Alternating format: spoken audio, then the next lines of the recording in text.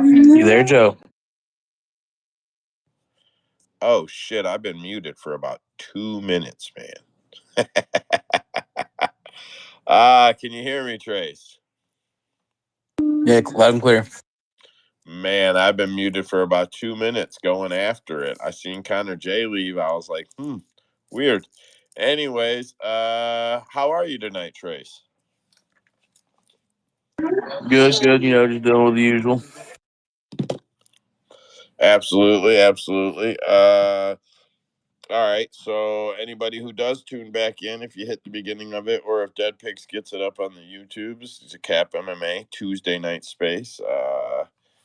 Probably one of the last Tuesday night spaces that we do, or at least last half a dozen. At the top end of it, we do still get a bunch of replays. What I consider a bunch, a couple dozen, and we do still get people that tune in every week on YouTube once we go live or once Dead Pix gets it uploaded. So, um, I still like to do the show, but it'll change pretty drastically what we do. So, tough week, tough week. Dana White Contender Series Week 10, last week of the season. I know a lot of people are tuning in. 27 watch parties, YouTube, every other platform, Discord. It breaks the community up a little bit, but I enjoy having it on in the background where I can see the fights while we do the spaces. And man, I hope we continue to do something on Tuesday nights and I can have it on in the background for that later. Anyways, I'll move on. CapMMA.com for your most comparable money line odds, up to date. They update like every 2 minutes on a timer, so they're pretty accurate. And when fights are live, you can refresh, and they are live when fights are live. Trace, did you get a chance to watch this past weekend's card? I know because of work situations, you don't always get a chance to watch them or not watch all of the card anyway. Not really. I've seen bits and pieces of them because I can kind of glance up at work, but for the most part, I miss everything but the main card. Oh, that's all right. Did you see Roy Especially when Val beat Tyra? oh yeah, I saw that. I called it. I told you today was or today, that today was the day or that day was the day. Yeah, I was you know me. I was fucking hell yeah about it. Brandon was he was a kick ass competitor, or I don't know the word for it, but he was kick ass in his attitude, saying that he thought Tyra could be a world champion and that he would help him get there. Good Uh, sportsman. yeah, good sportsman. Great, great. Thanks for the save there. I thought it was an awesome display of sportsmanship, and then he demanded the title shot after Pantoja Ascura sort things out. I I think it was a good call out. I'm not 100% sure that he'll get it, but I think if that fight was available right now, I think if the winner of that fight would be determined next week, I think where he stands, he would have a good chance of getting it right now. But things change so fast. I don't know that he's glued to the ceiling for that fight, but I think it's I don't know, something. man. Pantoja's always, or not Pantoja. Roy Val's always fun, whether he wins or loses.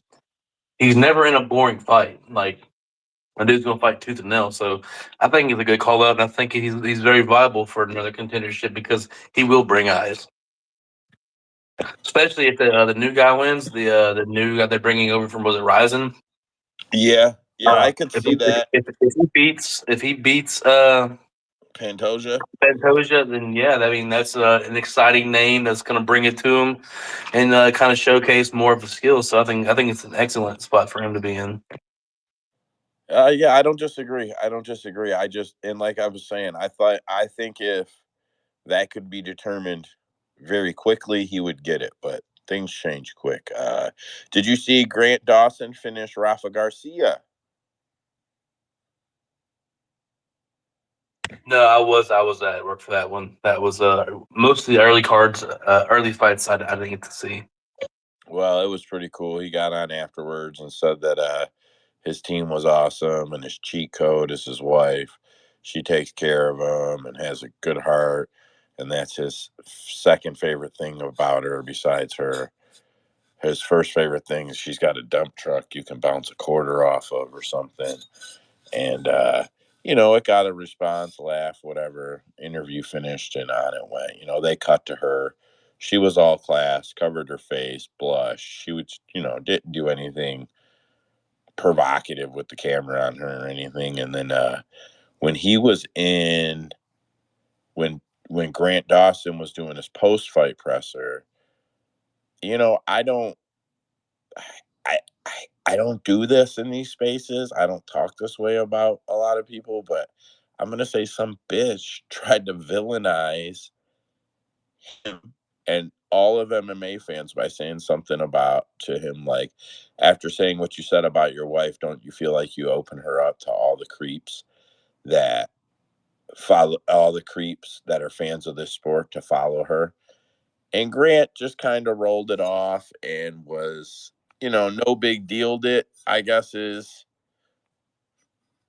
the words I would use. Or yeah, I would say he no big dealed it, but she tried to like spin it for a headline and pin him in a corner, and I just thought it was fucking ridiculous. I was glad that he shut her down. There's just no need for that shit. No one knows who she is, and she's trying to make a name off of getting headlines. Didn't like it. CJ Vergara uh, got a KO and proved why I say I never bet against or on CJ Vergara.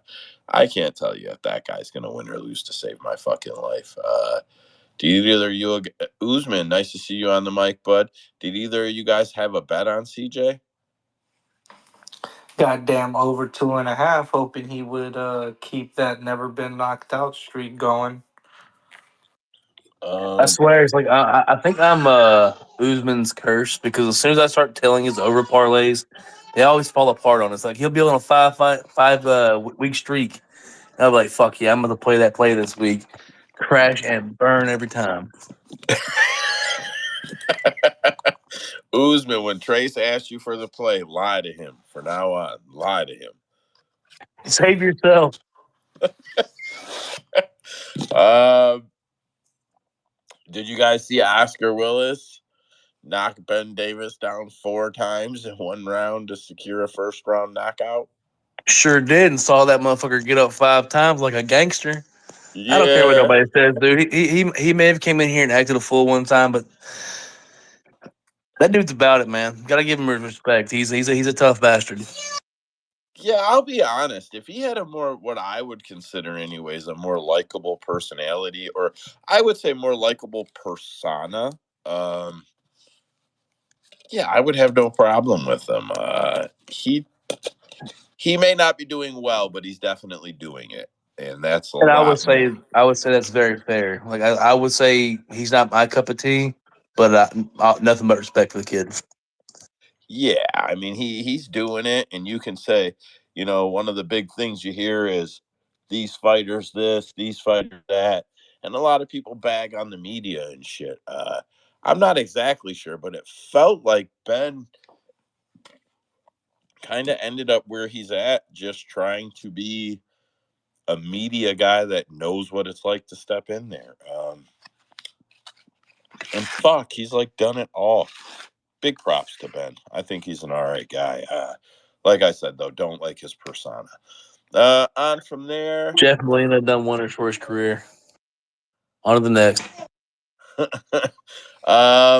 Man, I thought he might have got that guillotine at the end of the last round. Did that fight just go the distance? I'm Oh not no, even watching right now. one more round, one more round.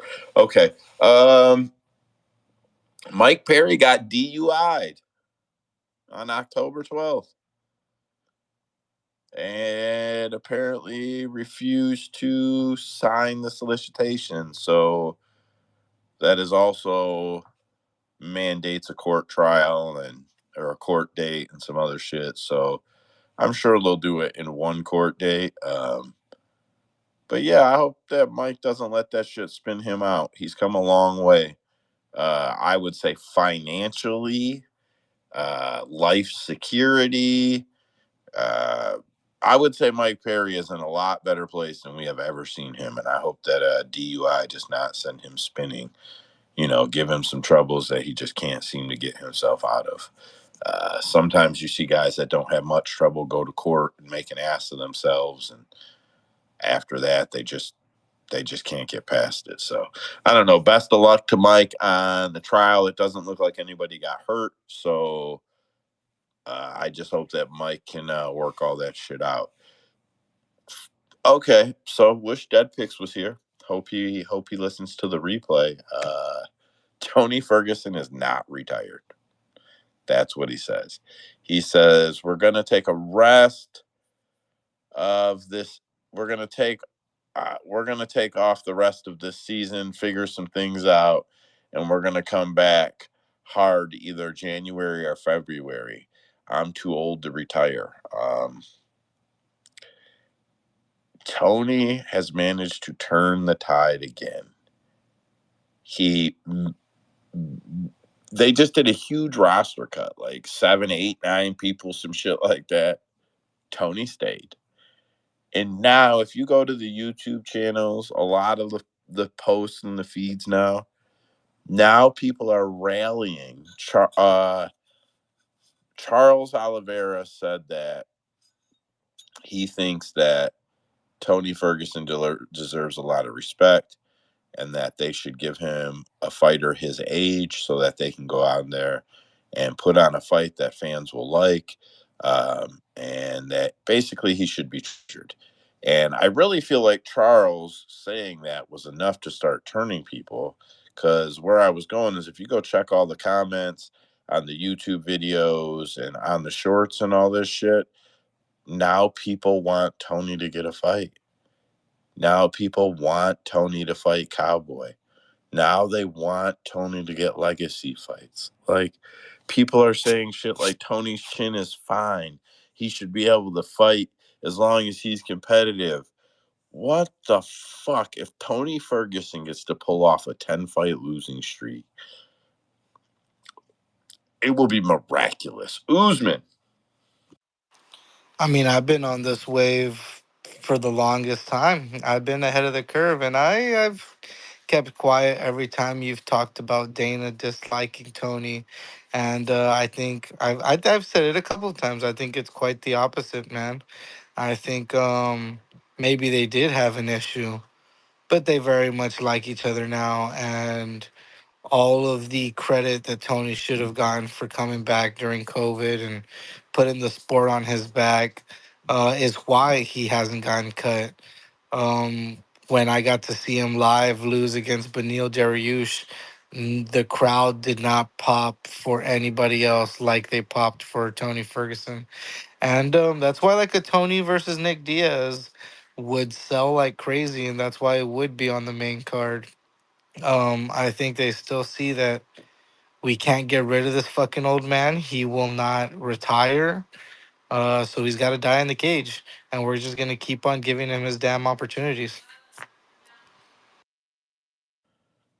I mean, I guess, and maybe you're onto something. I still think there's something to, yeah, fuck it, give that idiot another fight, as far as how Dana White's looking at it. But I could be When it's wrong. said and done, Joe, the T and CTE will be dedicated to Tony Ferguson.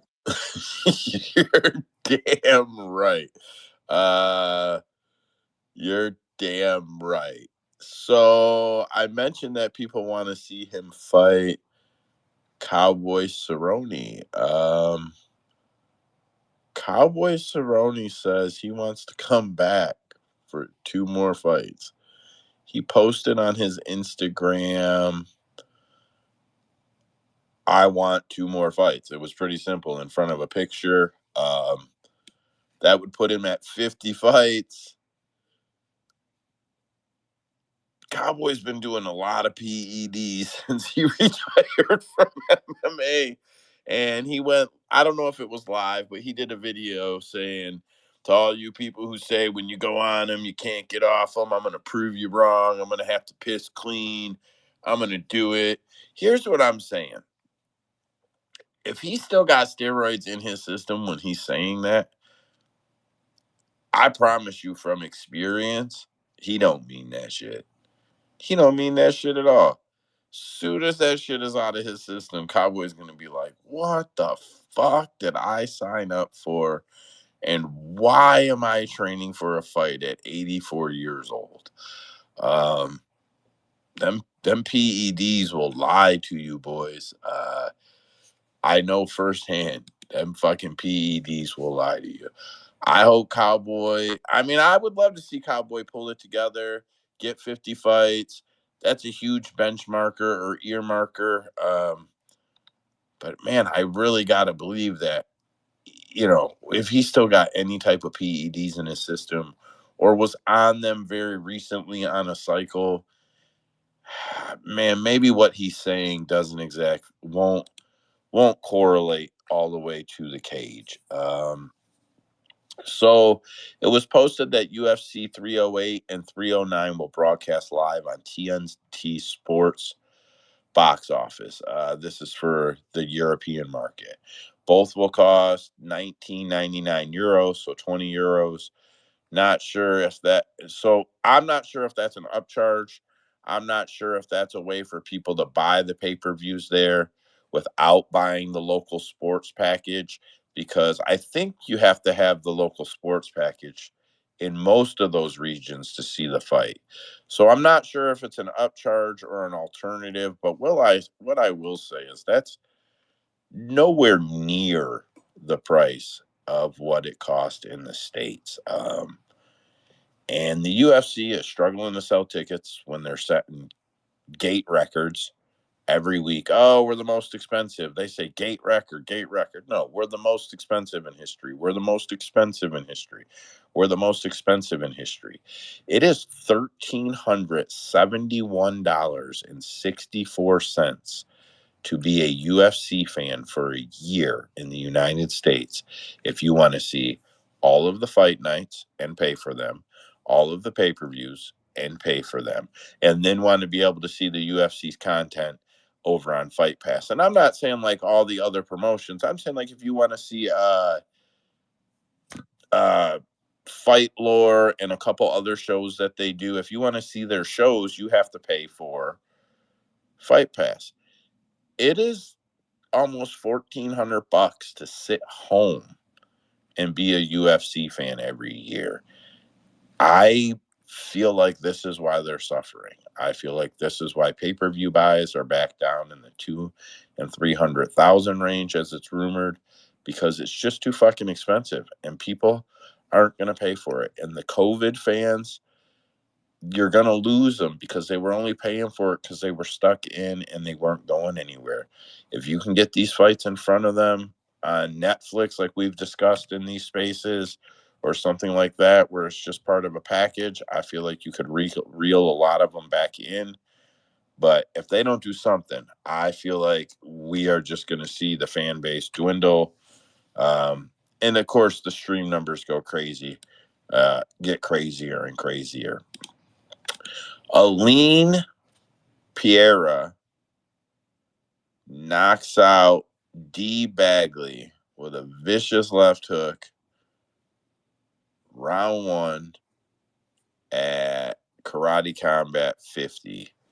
That is AP's sister. Did any of you guys see it? Classic left hook. It runs in the family. I feel like she was like, just teach me one thing so I can go win fights against girls. And he was like, Shama, and showed her the left hook. And that's what we got. That shit was crazy.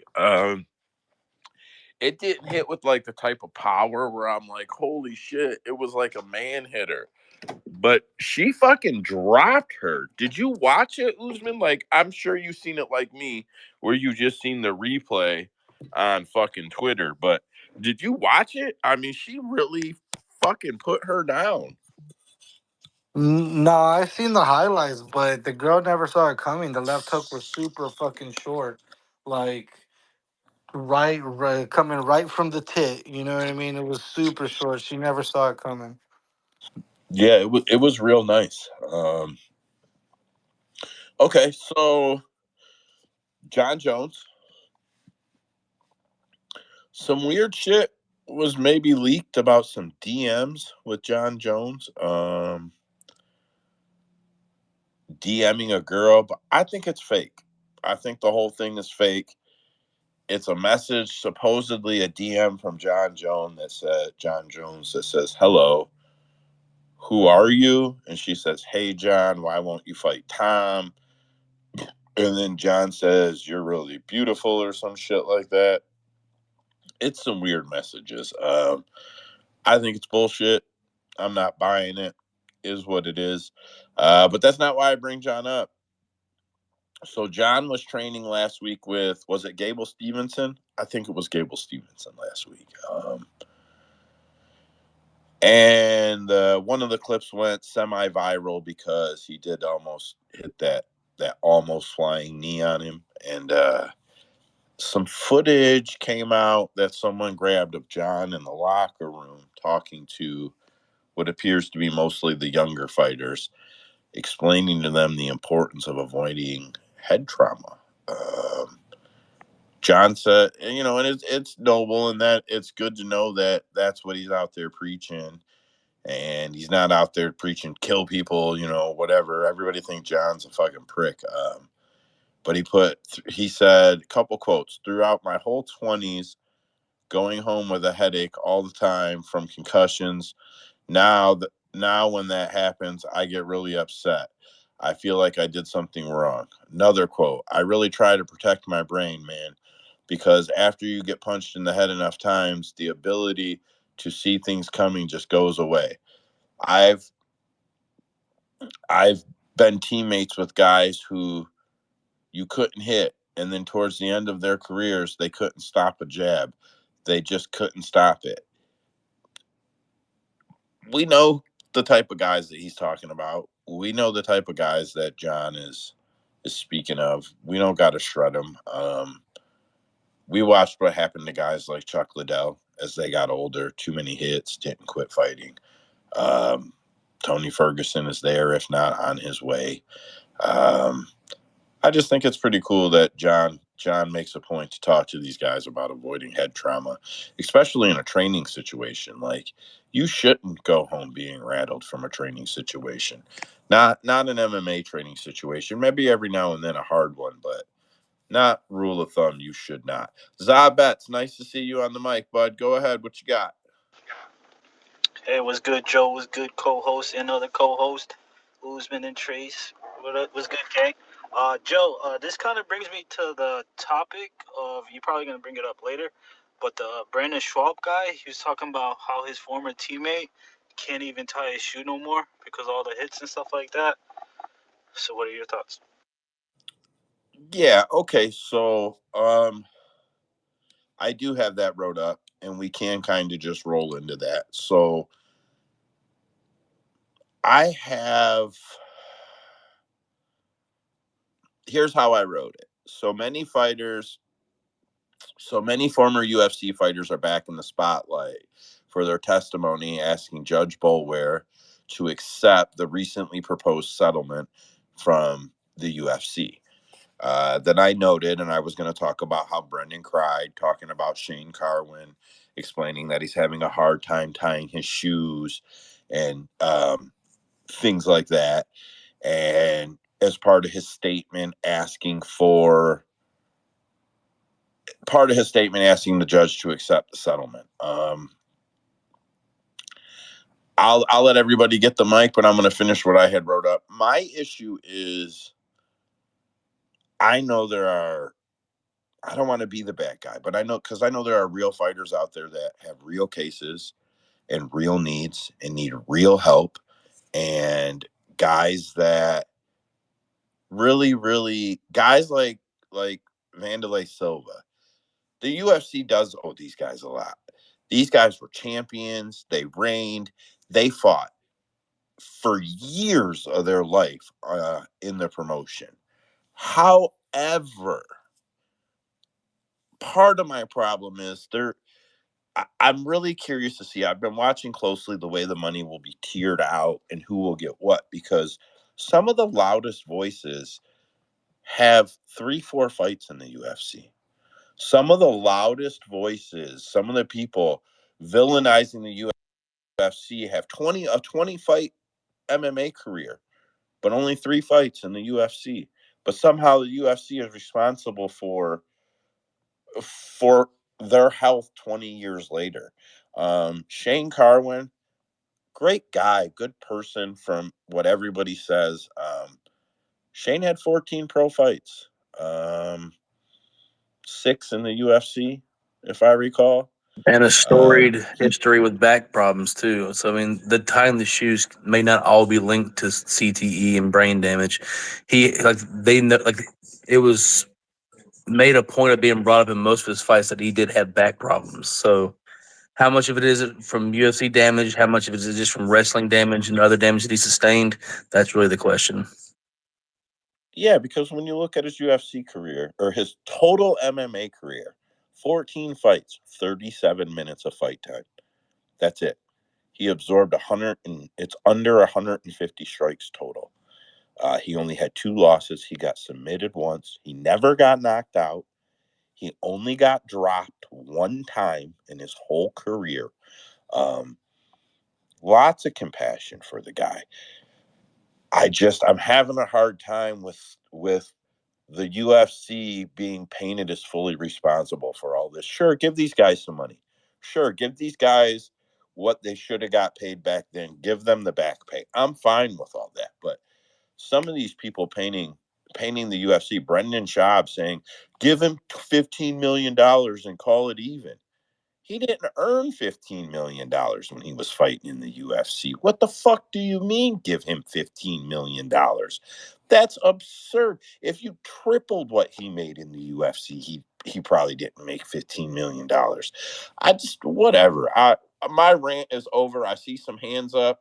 Usman is a co-host, so he's first, and then pass it off to whoever was next. I don't always look down because I have the show up in front of me. Go ahead, Usman. I was just gonna say, a lot of people tend to say that Bro, what the fuck, Brendan. bro? Shama. A lot of people tend to say that Brendan Schaub is quite a liar and exaggerator. I'm just gonna say all the shit I talked last week. Kind of hope he is lying or exaggerating because it'd be pretty fucked up if the dude can't even brush it or fucking tie his own shoes. Um, but I mean, hey, like you said, like I was saying last week, the dude got less than 90 significant strikes in the UFC. It's not like fucking he was around for the longest time. Yeah, and again, I lots of compassion for the guy. Okay, I seen some hands here. I seen that. Pass it off to M Hart first. He's got his hand up for a while now. There we go.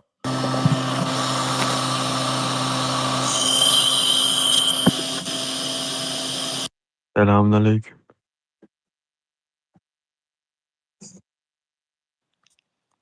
I'm not surprised, motherfuckers.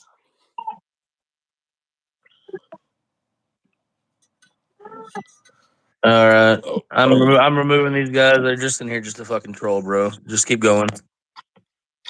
yeah, I'm gonna just keep rolling. Whatever. They can all come in and listen, press their buttons, and do whatever they want to do. I don't give a shit. All right, so scroll back up because Za kind of pulled that one a little out of order. Dustin the Diamond is officially not retired. He kind of never was. I don't think he ever left the USADA pool. Um, yeah, he kind of never was. But he mentioned a 4-man one-night tournament. I don't think they ever let it happen. I don't think that's a thing that happens ever again in MMA. I guess I could be wrong. I shouldn't say ever again, but I don't think it happens ever again in the UFC. But he has mentioned Justin Gaethje a few times, and Justin Gaethje has mentioned him, and they're both mentioning around the same time next year. He said to Ariel today that he might be willing to do 2 more if he could get a good fight. and then get another one in Louisiana, kind of indicating that maybe Justin in Louisiana to finish it off. Man, Dustin Poirier has got me to the place that I'm a fan. I'm happy to see Dustin Poirier fight a couple more times. I'm glad he's not fucking retiring. For me, that's a big surprise. I wasn't always a fan. Trace, I know you were though. Usman, get after it. I've been telling you, man, the boy's an addict. He's been trying to quit this sport for quite a while now, and he just cannot. To quote an excellent movie, Brokeback Mountain, why can't I quit you? The dude just loves getting hit, and he just loves being in the game. And he's not gonna pull a Tony Ferguson, but he will go out on a 3-loss streak because the boy is just a dog, and the dog's game. To be honest, I think Dustin wants to leave on a dub, two if he can. I think he wants to leave. And that's exactly the mindset that gets you on a 3-loss streak until you finally realize, fuck, I need to stop. Agreed. Agreed. It's a dangerous place mindset wise. Yeah, tough spot. But I hope he comes back and fucking gets after it. I think he could get real motivated if they did that 4-man tournament one night. I feel like he could retire on that, feeling like even though he never got the undisputed gold, like he did something that will matter and be remembered. But I don't think it goes that way. I don't think it goes that way. We were just talking about Shane Carwin. Well, Sean Strickland spent his week going after the Tate brothers, Andrew Tate and something else Tate. Is it Christian? Kristen? Christian? I really don't know. I'm not trolling. The two Tate brothers, basically saying that they sell fake masculinity. Um, and he went on and on and on. Then a picture taken of a picture, like an actual photo that someone had printed at like a drugstore and had laying around. Someone pulled their smartphone out, and Rampage Jackson posted a picture of Sean looking straight out of a boy band. All he was missing was the fucking lipstick. Awkward timing. I didn't see him say anything to the Tate brothers after that. Straight out of a boy band. That boy looked like he was straight out of a girl group, man. I was thinking, would I hit or would I not? Bro, he definitely was shopping in the Paula Abdul fucking clothing catalog for whatever the fuck he had on. Looking like he came straight out of a Poison 1980s backstage room, if you know what I mean. Yeah, it was rough. I think there was some fishnet involved. It was fucking bad, bro. It was fucking bad. Um yeah, I guess that's that. He did defend it. He said, "You see a gay kid with long hair.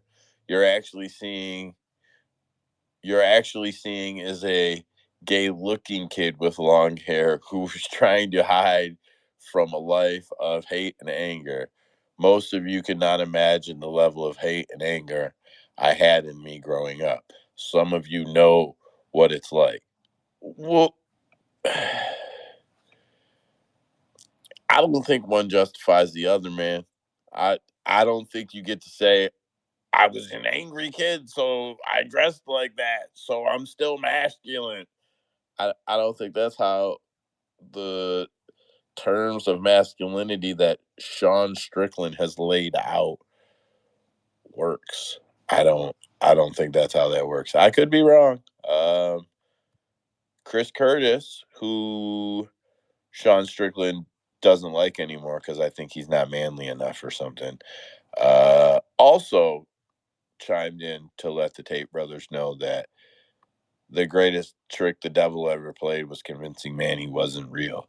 I think the greatest trick what trick ever was Andrew Tate convincing gullible people he was a high-level kickboxer.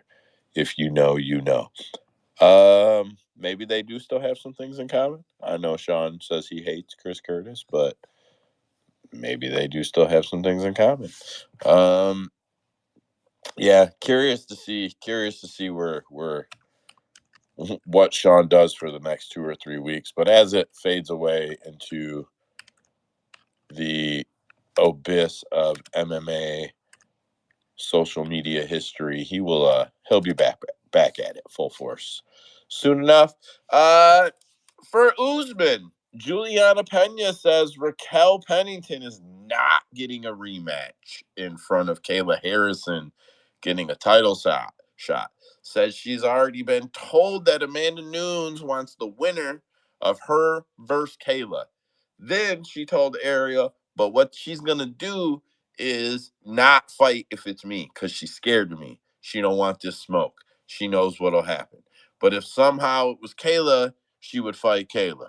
But if it's me, no matter what happens, she's gonna play it safe, and she's not coming out of retirement. Pena says she wants to fight Kayla at International Fight Week 2025, which is like 10 months from now or some shit. It's she's asking for as much time as Amanda Nunes asked for to fight Chris Cyborg, which means I expect her to come out and beat the shit out of Kayla Harrison with no exceptions. But I will say she's gonna need 10 months because fucking Amanda is jacked. If she fights Kayla too soon and fucks around and wins, Amanda is gonna be way too big. Juliana was like, yeah, she only retired to get on PEDs. Look how big she is. Like, that was Juliana's comment. She only retired to get on PEDs. Look how big she is. Man, fuck that. Whatever. Usman, get after it.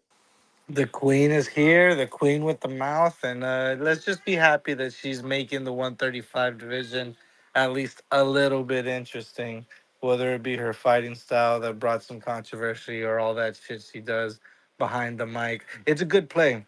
It is a very good play. Let's try and stretch out as much time between both of these fights to not only hold the belt for longer, of course, but let's make Kayla Harrison really hurt with this weight cut as she gets older, even if it's just 10 months. And Amanda Nunes is way too big, so let's let her get a little older as well.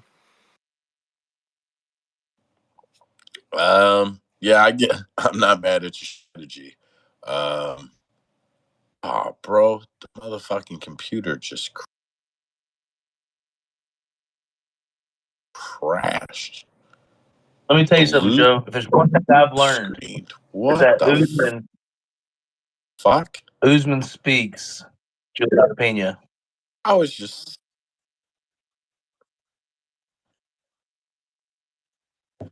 Usman, can you hear me? I can hear you, bro. I don't think Joe can hear me. yeah. I can't disagree with that at all. Yeah, Can you hear Trace, Joe? can you hear me, Trace? I can hear you. Can you hear me?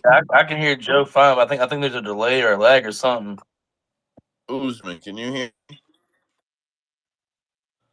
We I can can hear all hear each everybody. other just fine.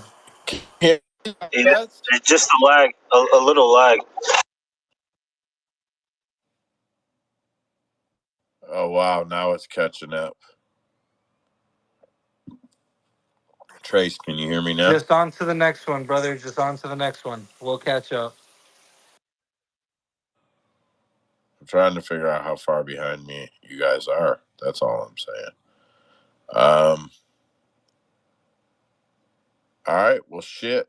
I'm not lying when I say the computer fucking blue screened in front of me, but I know that I had Conor McGregor wrote up for his appearance at BKFC this weekend. I had some highlights wrote up.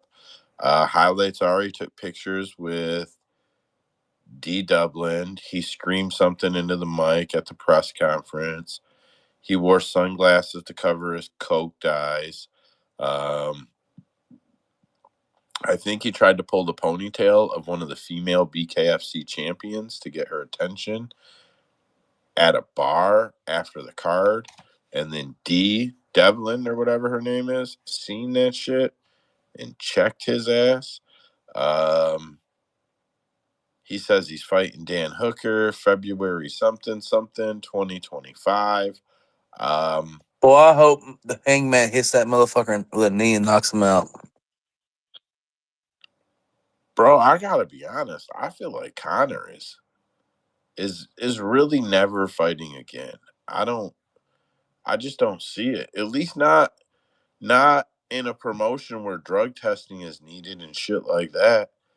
Like, if they would let him go or let him box, he would probably BKFC a couple times. But in the UFC, I don't think Michael Chandler, who is supposed to be his next fight, ever fucking fights him. Ever. I don't think it goes down no matter what. I think he tries to box Nate Diaz at some point. But I don't know, man. And maybe it doesn't really matter. Maybe Conor isn't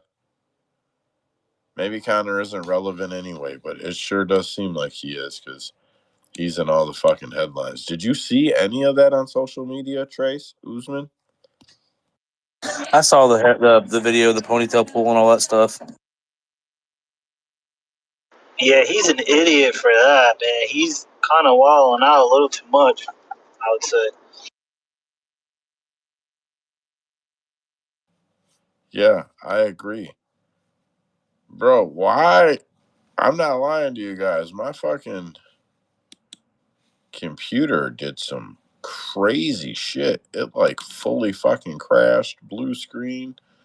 It seems to have recovered itself really quickly here, but boy, goddamn, that's how that shit goes. Dana White super pissed about the rankings. He says that he has a meeting this week to fix the rankings and get the whatever he called them this week, the idiot, know nothing, do nothing, motherfuckers, whatever he felt like he needed to call them this week. And I'm not really dogging him for it. It's just like, he gets so fucking angry about it. So I think what Dana's plan is to have an AI set up to do it. I had already known this, but if you listen to Renat Moicano's interview with, I think, Ariel Hawani, I think it was Ariel. I try to give the credit right. He said the same thing that I thought immediately. Well, then it's gonna, whatever bias that you program it with, it will score with that bias. Whatever bias you tell it to grade pound for pound on, or for whatever bias you tell it to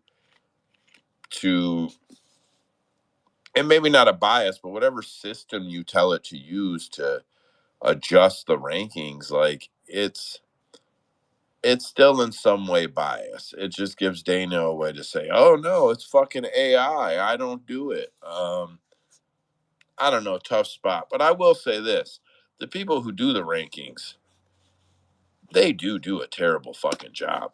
We can put the whole pound for pound shit aside. We don't got to argue about any of that. I know me and Connor J go at it all the time in the chat about the pound for pound shit, but just the rankings themselves. I agree Khalil should have went up. Who was number 11 that beat number 12? Was it Renat that beat, who did he just beat? Damn it. Like 2 weeks ago? Good job, Mike. Henato and BSD. Oh, yeah. He beat Benoit Saint Denis. Saint Denis was 12. Renat was 11 before they fought, so no one moved in the ranking. That doesn't make sense to me. He should have moved up at least 2 or 3 places, especially when there's guys above him that are not active. We're talking about the actual rankings, not like any type of matrix rankings where there's an opinion base. These are supposed to be the fucking rankings. So he beat a top 15 guy. He should move up 2 places. Like there should be a minimum in place. Like if you beat a top 15 guy, you move up 2 places if he's under you, or you move up 1 place, or however the fuck it works. But there's got to be a system to make sure that guys move through the rankings correctly. So the problem, the biggest problem with it is that you have a system where the media secretly decides the rankings, and then the media complains about the meritocracy within the UFC and how the UFC doesn't do meritocratic things, how the UFC doesn't give fights to people who deserve them or give title fights to people who deserve them. But then these same people let a top 15 guy beat a top 15 guy, and they don't budge him in the rankings. They let the number 8 guy take the champion 4 rounds, winning the fight on the scorecards until the round that he lost, on every round on some judges scorecards until the 4th round when he got finished. And he doesn't bump at all. He doesn't move. He doesn't even go to number 7. I'm not saying I have the system. I'm not saying I'm the guy that can write it, because that's way more time than I want to give a system that would be fair in some degree. But I think a system has to come in place, even if it's built with a bias. I think the rules need to be laid out for how you go up in the rankings and how you go down in the rankings, even if it's NFL football style, in the sense that, you know, flag down for this, flag up for that, just 87 different fucking protocols for the rules is what I meant when I said even if it's NFL like. Even if it's a 5-page book on how it works, I do think that the rankings should have some type of meritocracy. And if the UFC could not be directly involved in that, that allows them to try and run a legitimate sport, I guess. Zabets had his hand up for a while before you went up, Usman. I'm gonna let him get it. Zabets. Yeah, Joe, I'm gonna have to agree with that statement you said because, like, for example, well, first there needs to be better structure and better explanation of how the rankings work. And like for me, like I was kind of confused how this debutant's gonna already just like get a title shot out of nowhere, jump the whole line, not even a top 15 first. Like, let's see where he's at or anything. But yeah, it kind of doesn't make sense. They need a better explanation, or it doesn't really matter at the end of the day, I think. Yeah, the guy, the Askara coming over from One's Kickboxing and getting a title shot is probably one of the closest things we've seen the UFC do to acknowledging the biggest acknowledgement they've given a champion outside of another promotion, outside in another promotion outside of the UFC in a long time. So I'm not mad at that move. I think it shows big character growth in the UFC, as dumb as that is to say. But yeah, I mean, I agree. He should have, even a champion in another promotion, he should have had to come in and fight for a number 1 contender spot or something. Like, there's just no way that he should have come in and got the placement that he got. Usman. Yeah, so we always hear don't leave it in the hands of the judges because you never know what's gonna happen, or you never know which way they're gonna go. And that's just another one of those things that we're talking about, like, oh, the rankings just don't make sense, and don't try to make sense of them because you'll be banging your head up against the wall. It's just another thing of like, why the fuck is that even tolerated in the sport? I know there's pushback on the whole AI thing, but there was one 155 fight this past weekend. Grant Dawson beats a unranked fighter, doesn't get ranked, but there was movement in the 155 division. Jalen Turner goes up to number 13, pushing down Paddy Pimblett to be tied with RDA for number 14. Why? Why? What? Where? Who? How? You can write an essay on how this fucking shit don't make no sense at all, but I guess let's have Paddy and RDA tied for number 14, then Jalen Turner bump up for absolutely no reason. Do you know how it actually works? And it's just a bunch of fucking journalists who put in their rankings, right? And then they take the average of them. Yeah, and then yeah, I think what they do is so like you rank your top 15 maybe or your top 10, right?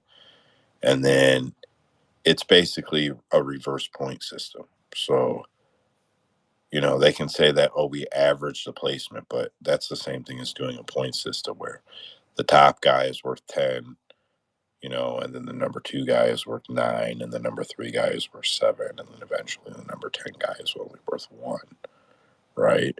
So everybody does their rankings, and then you basically score all of the fighters afterwards, and then you rank them. Yeah, they literally use an invisible power rankings matrix to determine the UFC rankings. It's pretty fucking weird, in my opinion, when you look at how much money the UFC has into fucking everything. Everything. At this point, the UFC has spent billions of dollars on PIs and cards and all this shit. And it's just crazy to think that that's still how the rankings are done. I don't know. We'll see. We'll see what Dana White does with it, I guess, and then we'll know, right? All right. I do have everything back up and running. Hey, Mark. real quick. Yeah. Breaking the action. Mike, I know you're fucking watching Dana White Contender Series. Did Gerardo win or not? He's up next. He's up next. Bring it home, Gerardo. Let's go. On to the next one. My bad.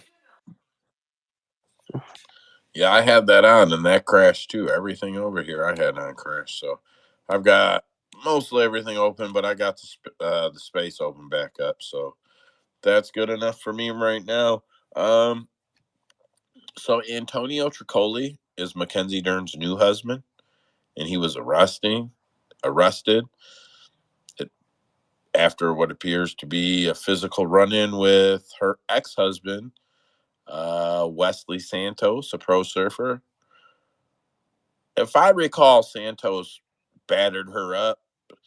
So Santos, in some type of statement, said that Tricoli is always threatening him at child exchanges, which he's not supposed to be at. And anytime he gets a hold of her phone, even like on the government app, I forget what it's called, he's threatening him all the time, and says that he's the victim here.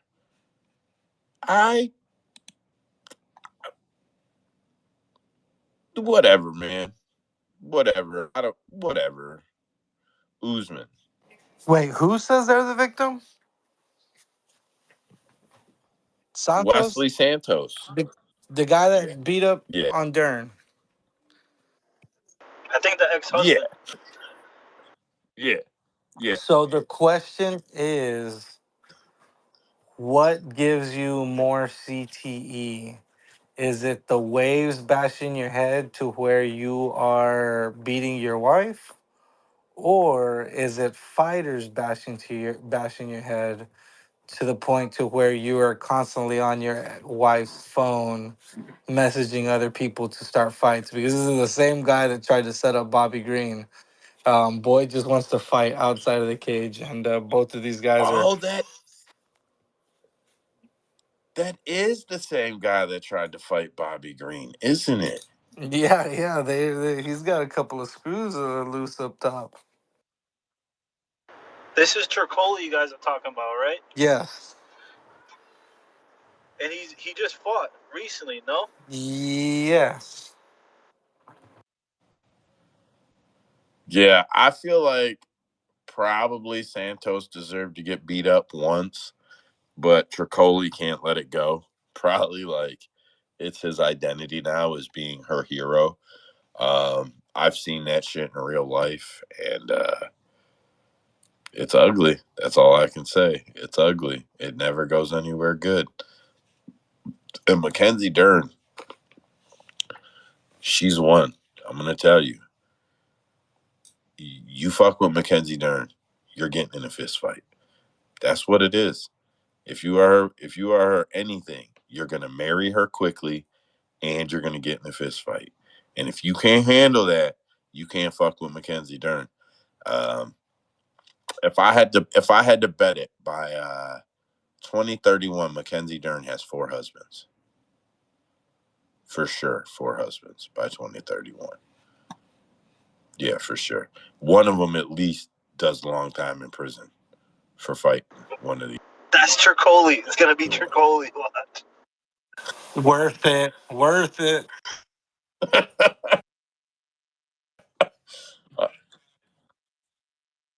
I'm kind of confused. So the surfer dude she used to date beat Mackenzie Dern? Yeah, I was waiting for one of them comments.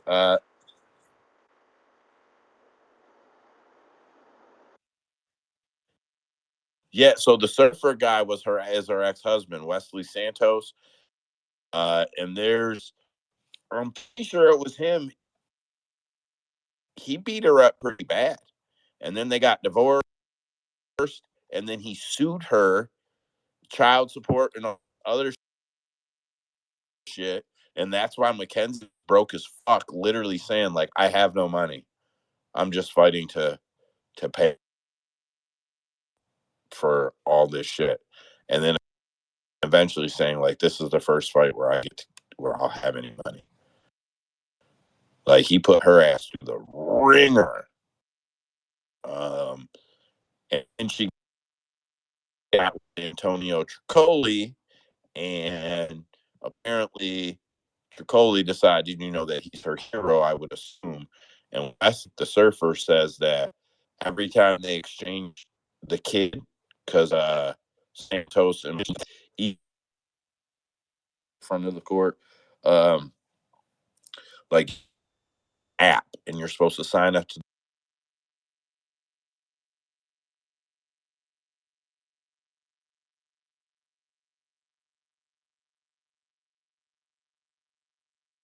it all on the app. Wesley Santos says that Tricoli messages him on the app with Mackenzie's phone, talking shit like I'll beat your ass. I don't. Someone's going to prison by her third husband. That's all I'm saying. By her third husband, someone's doing some fucking prison time. Zach Clary, a 19-year-old welterweight, wearing 16-ounce sparring gloves, KO'd Johnny Walker. In the footage, Johnny was actually getting pretty aggressive with Zach, and Zach was on the back foot and swung a big overhand and missed. But he followed that overhand with a pretty solid cross. Not like, oh my God, but pretty solid cross. Fucking flattened Johnny. Johnny got up pretty quick, but he didn't know what the fuck happened. He definitely got flash knocked out. Johnny Walker should stop fighting, man. His off switch is insane. That dude, he had a lot of size, a lot of height, a lot of reach, a lot of weight on that guy, and he was the aggressor. And that dude put him down. Johnny Walker's got to quit fighting, man. He's got to. I don't know. I guess I just don't want to see it anymore. We talked about Cowboy. We talked about Connor. We talked about Renato. Oh, Renato Moicano thinks he can KO Justin Gaethje. At the beginning of this week, I felt kind of like, man, fuck Renato Moicano. But I watched his interview with Ariel Helwani. I'm a Renato Moicano fan. It is what it is. I like the dude. So, yeah, fuck it. He could KO.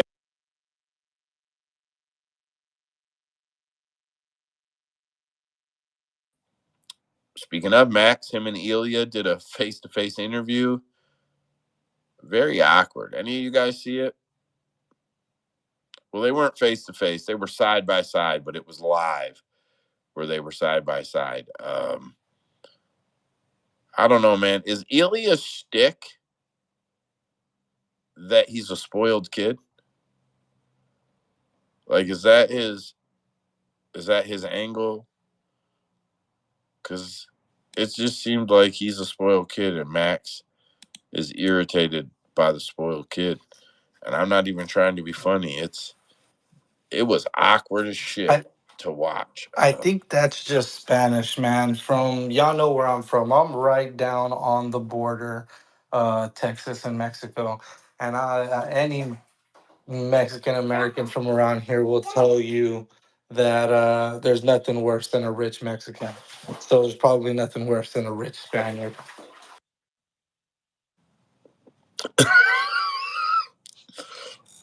All right, man. I have no debate for it. Mike, nice to see the hand up, bud. Get after it.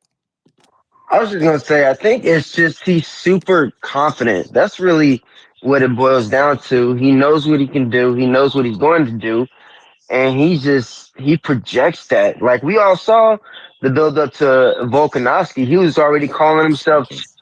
Oh, can y'all not hear me?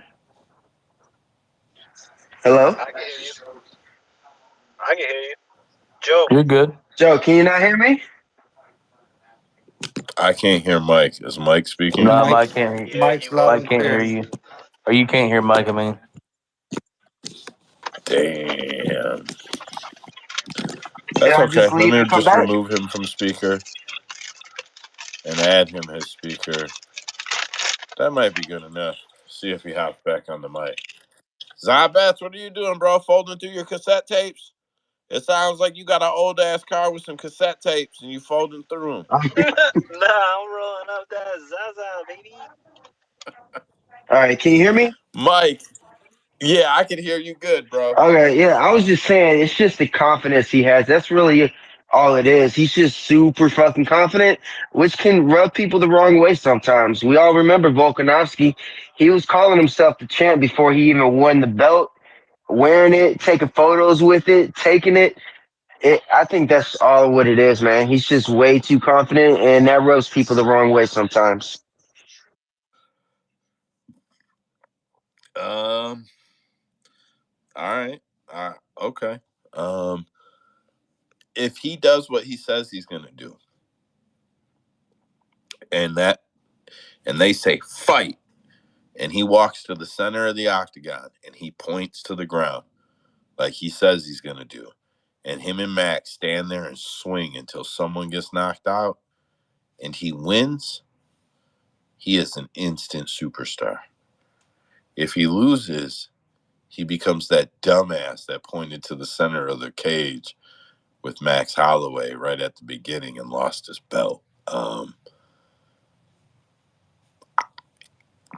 Ariel Hawani says he knows that Ilya is going to do it because Ilya said he is going to do it. If you guys had to bet the yes no at minus 150, he does it. Would you take plus 200? He won't. What side are you guys betting on Ilya Taporia opening that fight, pointing to the cage, to the center of the mat, in the middle of the cage, and swinging for the fucking fences with Max Holloway?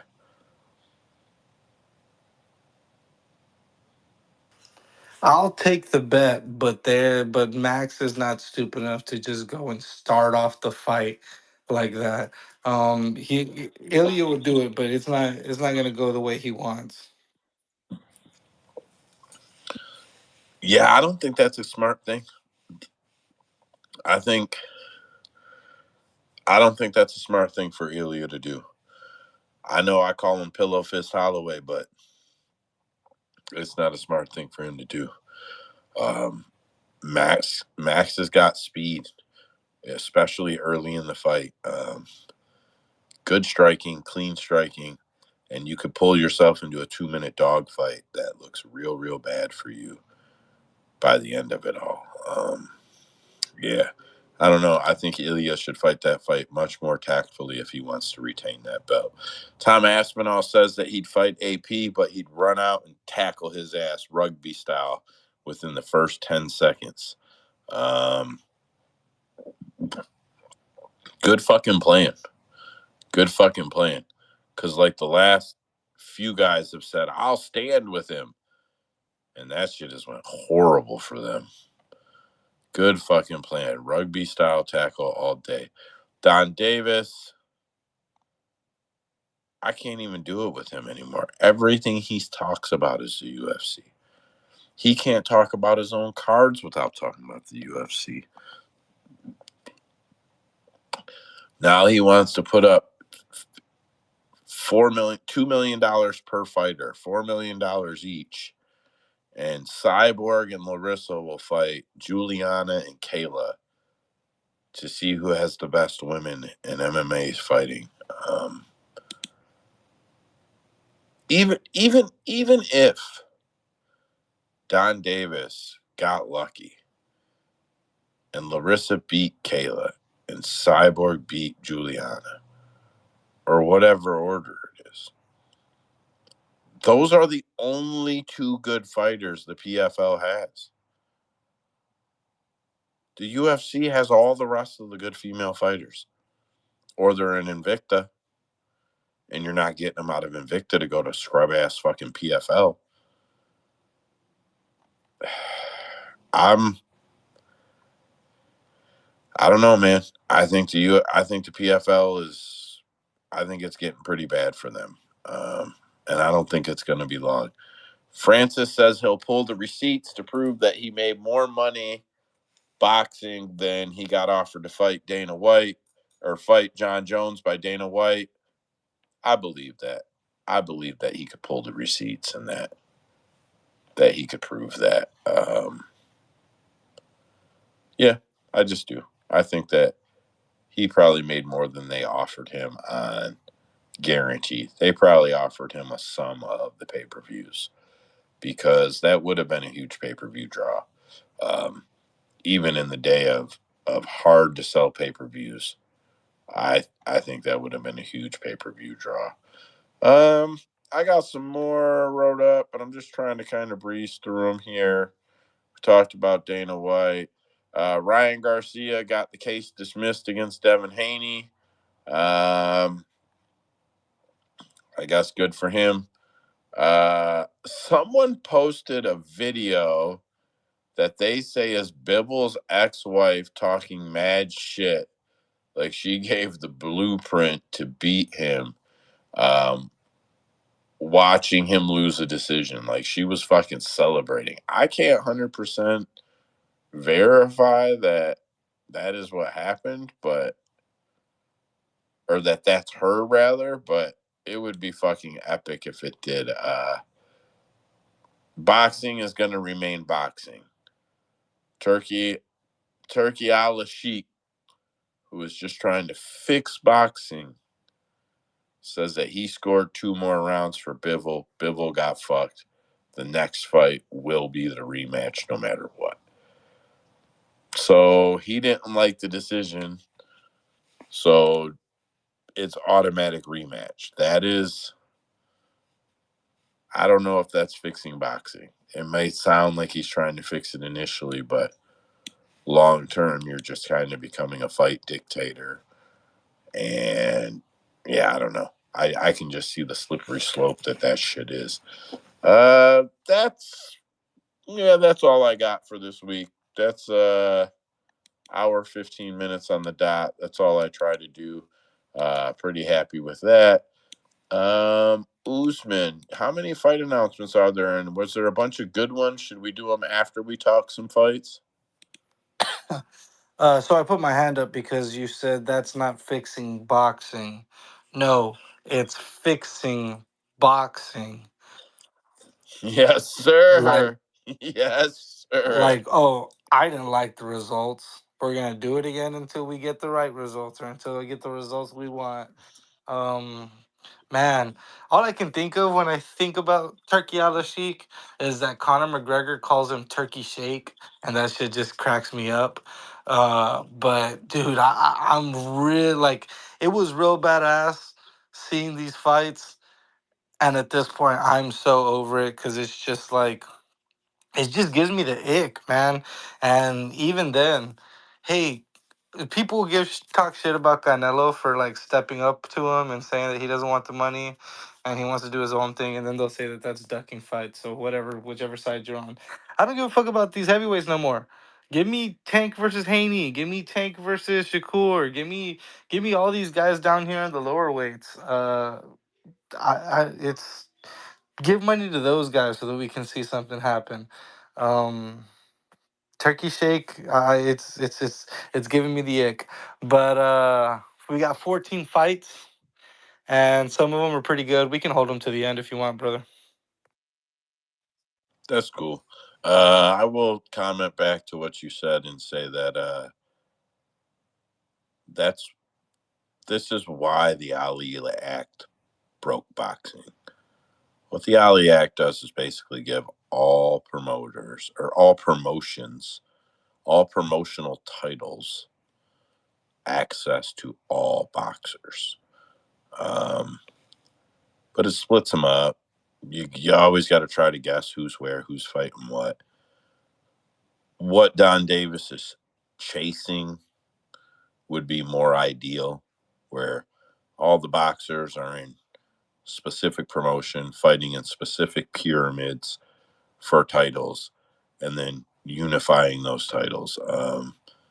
And I guess it kind of starts to work that way, but because you have promotions that kind of have their hierarchy within them, but that's not really related to the titles. I don't know. It's just a perfect example of why boxing is broken. Turkey will be able to wave some money in the air and make the fight happen. And if it doesn't go his way, and he wanted to, he'd be able to do it again. And that's what's fucking wrong with boxing. But whatever. Hey, I don't fucking watch much boxing, so I don't have to give a shit. And what I do watch, I fucking stream. Come get me. Whatever. I don't fucking care.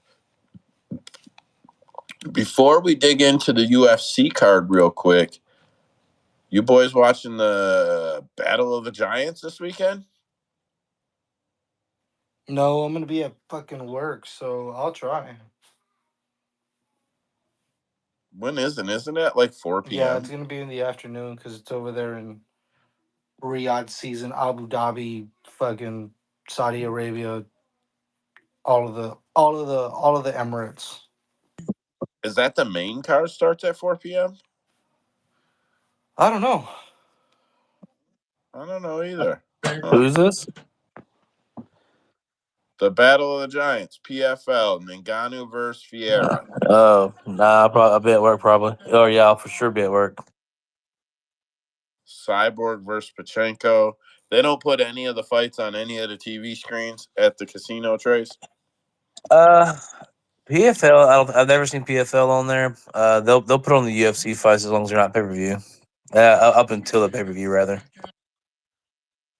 Gotcha. They don't broadcast. I gotcha.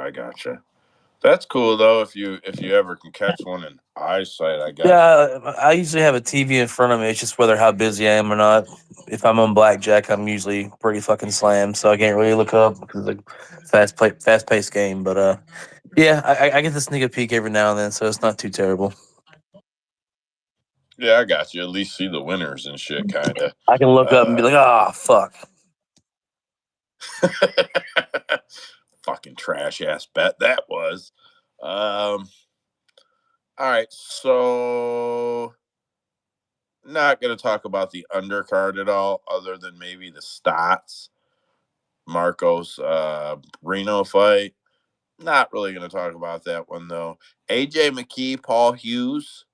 That's a good fight. I mean, here's what I'll say. This is a pretty good card. It's probably the closest thing the PFL could give us to a UFC card.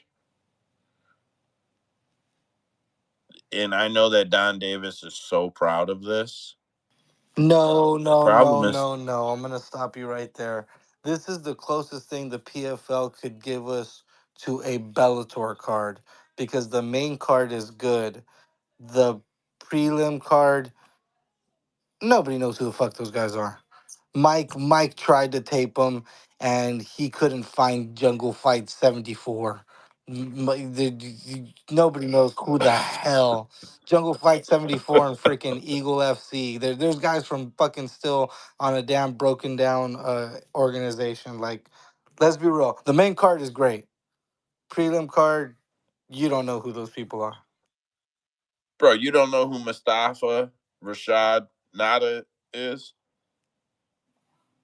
That's the guy that got trampled by a bunch of water buffalo trying to save his son, right? Yeah, that did happen. I seen that in the headlines. All right, but yeah, that's fair. It's all right. Main card quality. God, man, this is really everything the PFL has. I'm not like trying to be like, oh my God, big epiphany, but this is really it. This is their Francis Ngannou versus someone we've never heard of until now. Chris Cyborg versus Larissa Pacheco.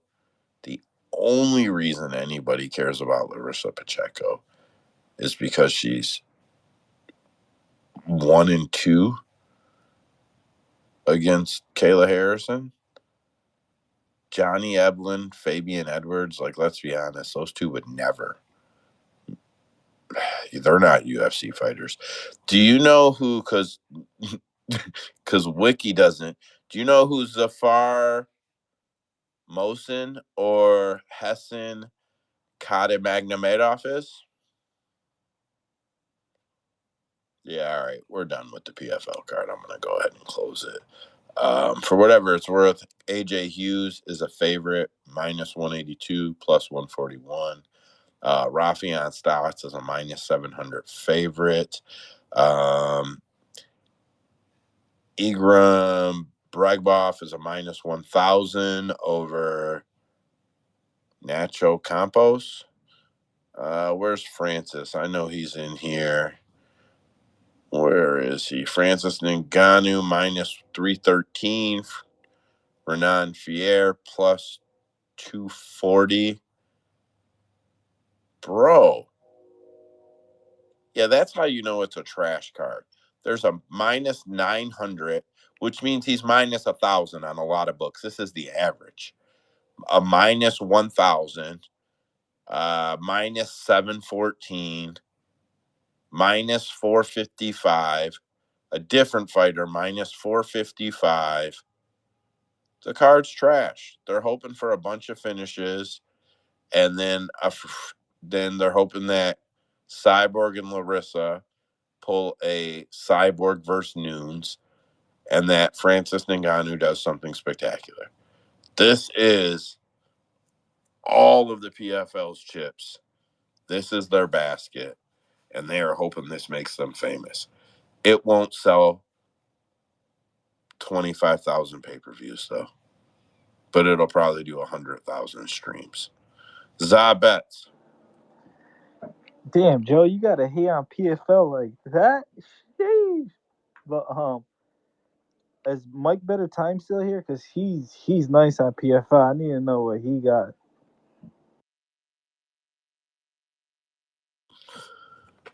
I mean, bro, just bet all the dogs at plus fucking 800. Like, Wait, Joe, who you only got to hit one or two of them bitches to win. do you got for the girls fight? So, like for a pick or a side. Chris You like Cyborg. Cyborg in that?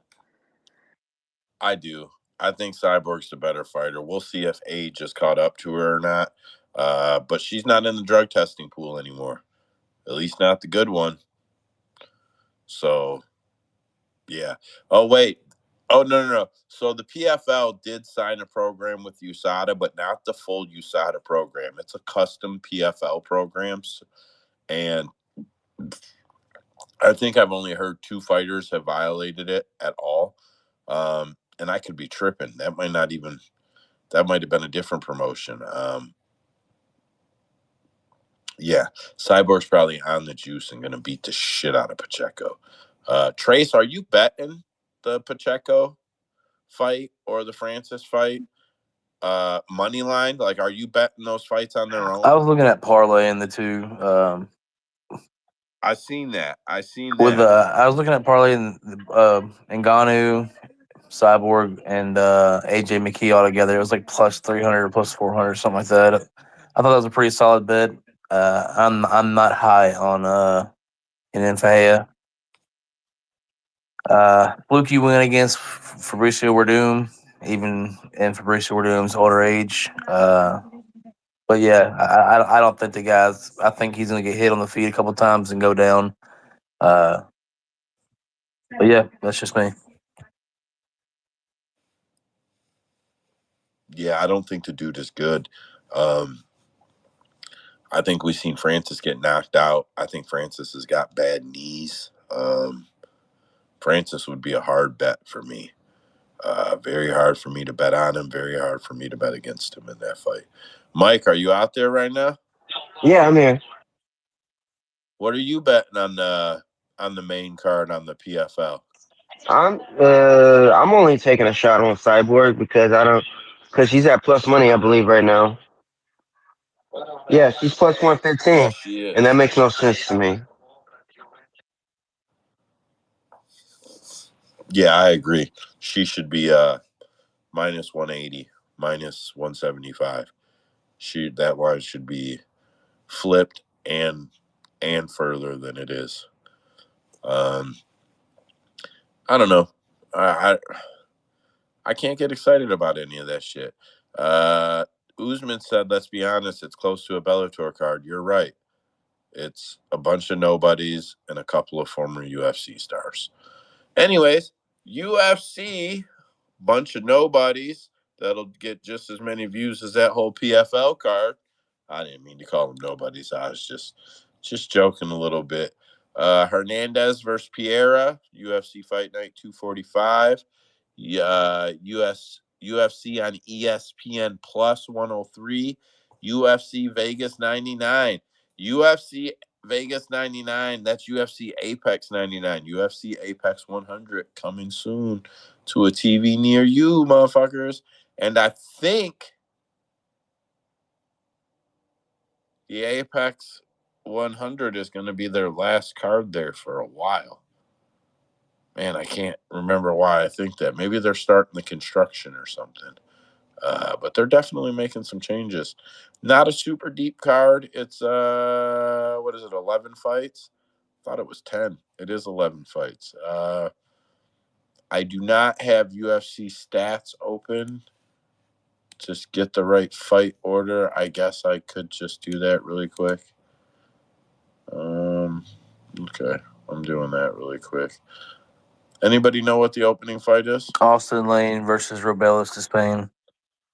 There's a Spain. I did actually know that. Austin Lane is going off at plus plus 322 to Spain going off at minus 455.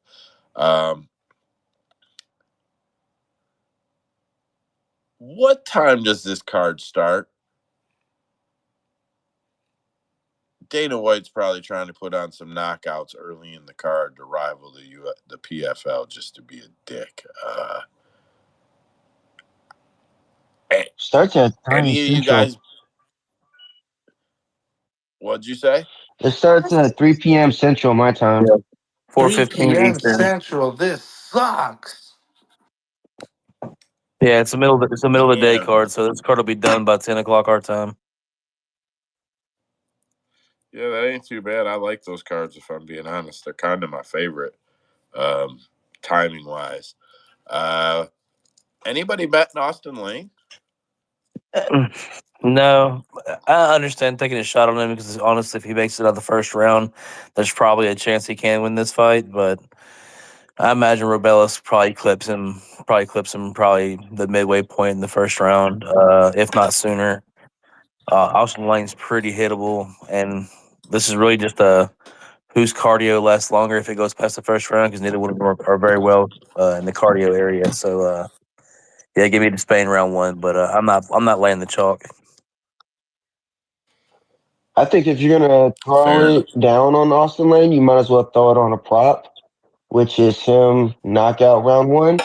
Because if we remember that fight against Costa, Despain did not have no defense at all. No use of his legs when he was taken down. So I think if Austin Lane goes for the takedown and doesn't even bother striking, he can finish him easy. Because I, he does go Oh for the yeah, kill when he's on top. yeah, and I listen. I'm not trying to be an ass or anything. Despain is a fighter that could have been rocketed up the UFC cards. The way the UFC put a big guy like that up, um, rocketed to the top. He could have been on main cards really fast. He got bumped down for a reason, well, and it's. Yeah, you think about it. I know they. Sorry, Joe. Go ahead, Go Joe. ahead. Sorry about that. I was just gonna say I know they want to see early knockouts, but he got bumped down for a reason. Go ahead, Well, he was Trace. saying, like, I kind of agree with Mike. I do see that he could get a finish, and if it went to the ground, uh, I think it's more likely a submission if it's anything, just because Spain being a striker, like you said, the takedown was pretty easy. Uh, Big guys in a scramble and a panic because he's not used to being down on the ground with somebody on top of him. He's going to try to get up, give up the neck. Very well could be a choke or submission in that first round if it goes that way. I do think the Spain's the side, but I would not be surprised if he got submitted in this fight. Man, if anybody cashes that slip, it's gonna be all over fucking Twitter, X, whatever. Usman. Look, I understand the value is nice. You can take Austin Lane by submission, plus 1,000. You can take Austin Lane by submission round one plus 2,000. Don't bother with any of that. The only prop that you should be taking in this fight is, and it hasn't dropped yet, so we're praying on a good line. Austin Lane over zero point 0.5 takedowns at plus money. And let's just pray that we get at least plus 115. Robella's Despaigne by KO round one is minus 130. So you can play that, but do you really want to get burned? I'm just curious, what is the Austin Lane round three KO? You got that in front of you? Yes, I do. Just let me find it because BetOnline has it all stupid. We're looking at Austin Lane KO round three Yeah. plus 3,000. God damn. I wonder what that drops to once round two starts. Cause man, once round two starts, the odds of that have to become tremendously better. That Austin could finish him in the third.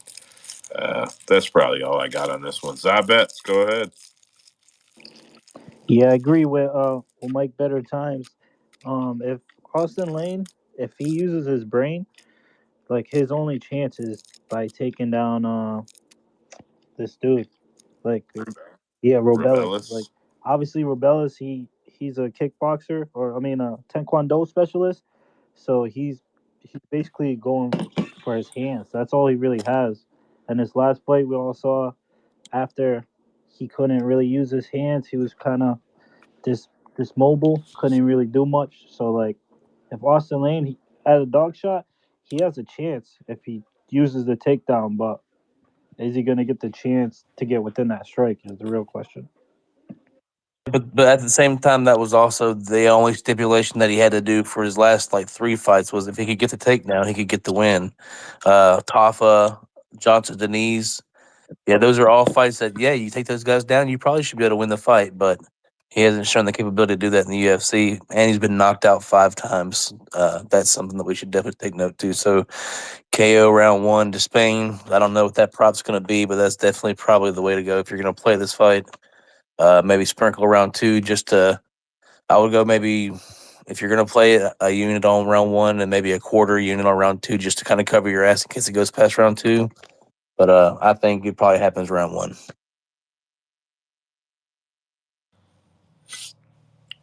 Yeah, that's fair. Because you're probably right. Man, this can't. This is legit as fuck here. So 2-2. All right, I'm moving to the next fight. And I'm trying to check a stat before. Next fight we have is Alice Ardeline versus Melissa Martinez. Do you have the Yeah. So, but listen, here's what I was checking. So, here's how I think we should. I'm going to do this one. We have Elise Adeline versus Melissa Martinez, plus 113 on Adeline, minus 141 on Martinez, 30 books. The over unders, just to throw them out there, 2.5, minus 365. The next fight on the card will actually be Jessica Panay and Elise Reed. Elise Reed is minus 169. Panay is plus 137, 30 books, over 2.5, minus 265. And the fight after that is Jocelyn Edwards, who sits at minus 256, and Tamiris Vidal, who sits at plus 199. The over 2.5, minus 350. So for me, this is a fucking over, over, over. This is the opening fucking ride for some free money. Trace, what do you got on these three fights? I don't normally do Well, this, Joe, but you got I was smelling what you were stepping in, buddy. Didn't take me long to figure out where you were going with this. Are you in a hurry? Do you need to be somewhere that you're trying to bunch three fights into 30 seconds? 'Cause oh, we can no, we can no. do it over. Yeah, I'm not going to waste any time breaking down tape on these guys. I do think I would probably take the dog shot on Alice Ardeline. At the small dog price that it is, I do think she's probably the rightful side with the. But other than that, I don't really have any. What was the other two fights? The other fights. Jessica Penne. The Elise I would Reed. probably lean Penne. At least Reed has shown that she doesn't really have much success in the UFC. Penne, even though getting older, probably gets her down and takes her back, and probably just takes out control time, and then probably Jocelyn Edwards. But yeah, I'm all over the over in all those fights. Man, what a surprise there. Crazy. I do like that dog call there, but I can't see playing any money lines in them fights. Unless you're seeing some superior edge that you're just like, oh, But hey, hammering. going forward, Joe, don't on the women's fights like that. Don't pass it to me. Pass it to our overs expert in Newsman, and that's his forte. He's getting it last. Mike is next. Mike, on those three fights, what are you playing? Well, really, I'm just playing the over on Adeline and Martinez because I think Martinez could win that fight. I think she is the better striker, but Ardeline will actually make it a fight. And I don't know if if Martinez is gonna be able to keep up with her because she is gonna come in aggressive in just all 15 minutes. But I think she'll hang in there. So that's an easy over. I lean towards Panay too because the grappling advantage. The only problem is I don't trust her to actually implement it. And Elise Reed isn't just gonna. She knows where her weakness is, so she's really not just gonna force the grappling. She'll keep it at her range and just strike. And I think she is the better striker. So I'm personally just staying away from that fight. The over is good on Jocelyn Edwards too because she's a decision fighter, but she's also just a better fighter. So her at minus 250 is just a better price for me. So I'm on the money line for Edwards. I totally understand the money line for My Edwards. only issue with the And money line for Edwards is that I don't feel like many women. I've said this a few times before. I don't think many women accurately or realistically deserve a minus 200 over most of the fighters. That this being one as well. I don't think she's going to look minus 200 against her. But I think she'll look Against minus Vidal? 170. What was that? I said against Vidal, you don't think she'll look that good? I mean, minus 230, minus 280. I feel like that's like a. This is not even close. This is a dominant decision win. Minus 300, minus 400. We're looking for knockouts. You know what I'm saying? Or finishes. For me, this is probably more like a minus 180. I get it. It's only 40 cents or 30 cents, 50 cents, whatever it is. But to me, it does make a difference. Okay. Yeah, that's fair. Uh, of all those over unders, I was just shouting over on. The Panea is probably the most risky fight. Both of them are liable to get finished early, um, and it's not that either of them are likely to finish early, but both of them are liable to get finished early, in my opinion. So um, that would probably be the one hesitation there for me. Usman, what are you playing on these fights? So yeah, over. I like Melissa Martinez. I think I won't play the over on the Elise Reed fight and just take Penne by submission. And if you want to play the other side, it's Elise Reed by KO. I think Penny's the better fighter everywhere, of course, on the ground. And I think she's also the better striker, like when the pressure doesn't get to her. But Elise Reed is just all pressure. So if she hits her with something, she might crumble. That's a real risky fight, I think. And I do agree with what Mike is saying about Jocelyn Edwards. Will Edwards probably look closer to a minus 140 for sure. But is she going to take home a decision unanimously? For sure. So slam the money line on Edwards and slam the goes to or wins by decision. Jocelyn Edwards is just one of these girls that she's the gift that keeps on giving. You're gonna get an over. You're gonna get a goes to decision, and you are going to get her by decision if she's fighting a shit bird like a Vidal. Let's just hope she doesn't hit her in the tit too hard and fucking quit and fucking kills us like she did against Gato.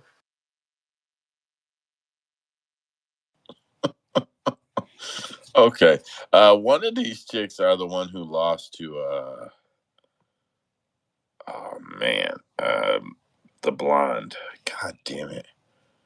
My internet is out, so I can't click around. There are all types of fucking computer problems over here today, boys. This shit is insane. It doesn't matter. Next fight up is Brad Damn, Joe, you could Katona. just lump this one in there with him. And who the fuck was Brad Katona Gene fighting? Matsumoto. Um, why are there no odds on this fight? Brad Katona and Gene Matsumoto. Joe is 100% having mic issues because he cannot hear me at all. That's a surprising line to me. And days, the over two and a Hey half. Joe, Yeah. can you hear Trace? No, I cannot. I'm Man, out is here trying to Trace I'm out here talking trying to right help now? my man, but he said he can't see me. He said you John Cena him. Man.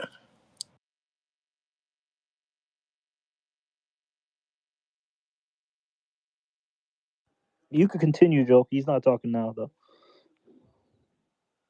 Oh, he's gonna come back. Well, let's not leave us here in some dead air, boys. Come on now. Come on, any fight announcements? All right, so we're looking at Brad Katona versus John Matsumoto.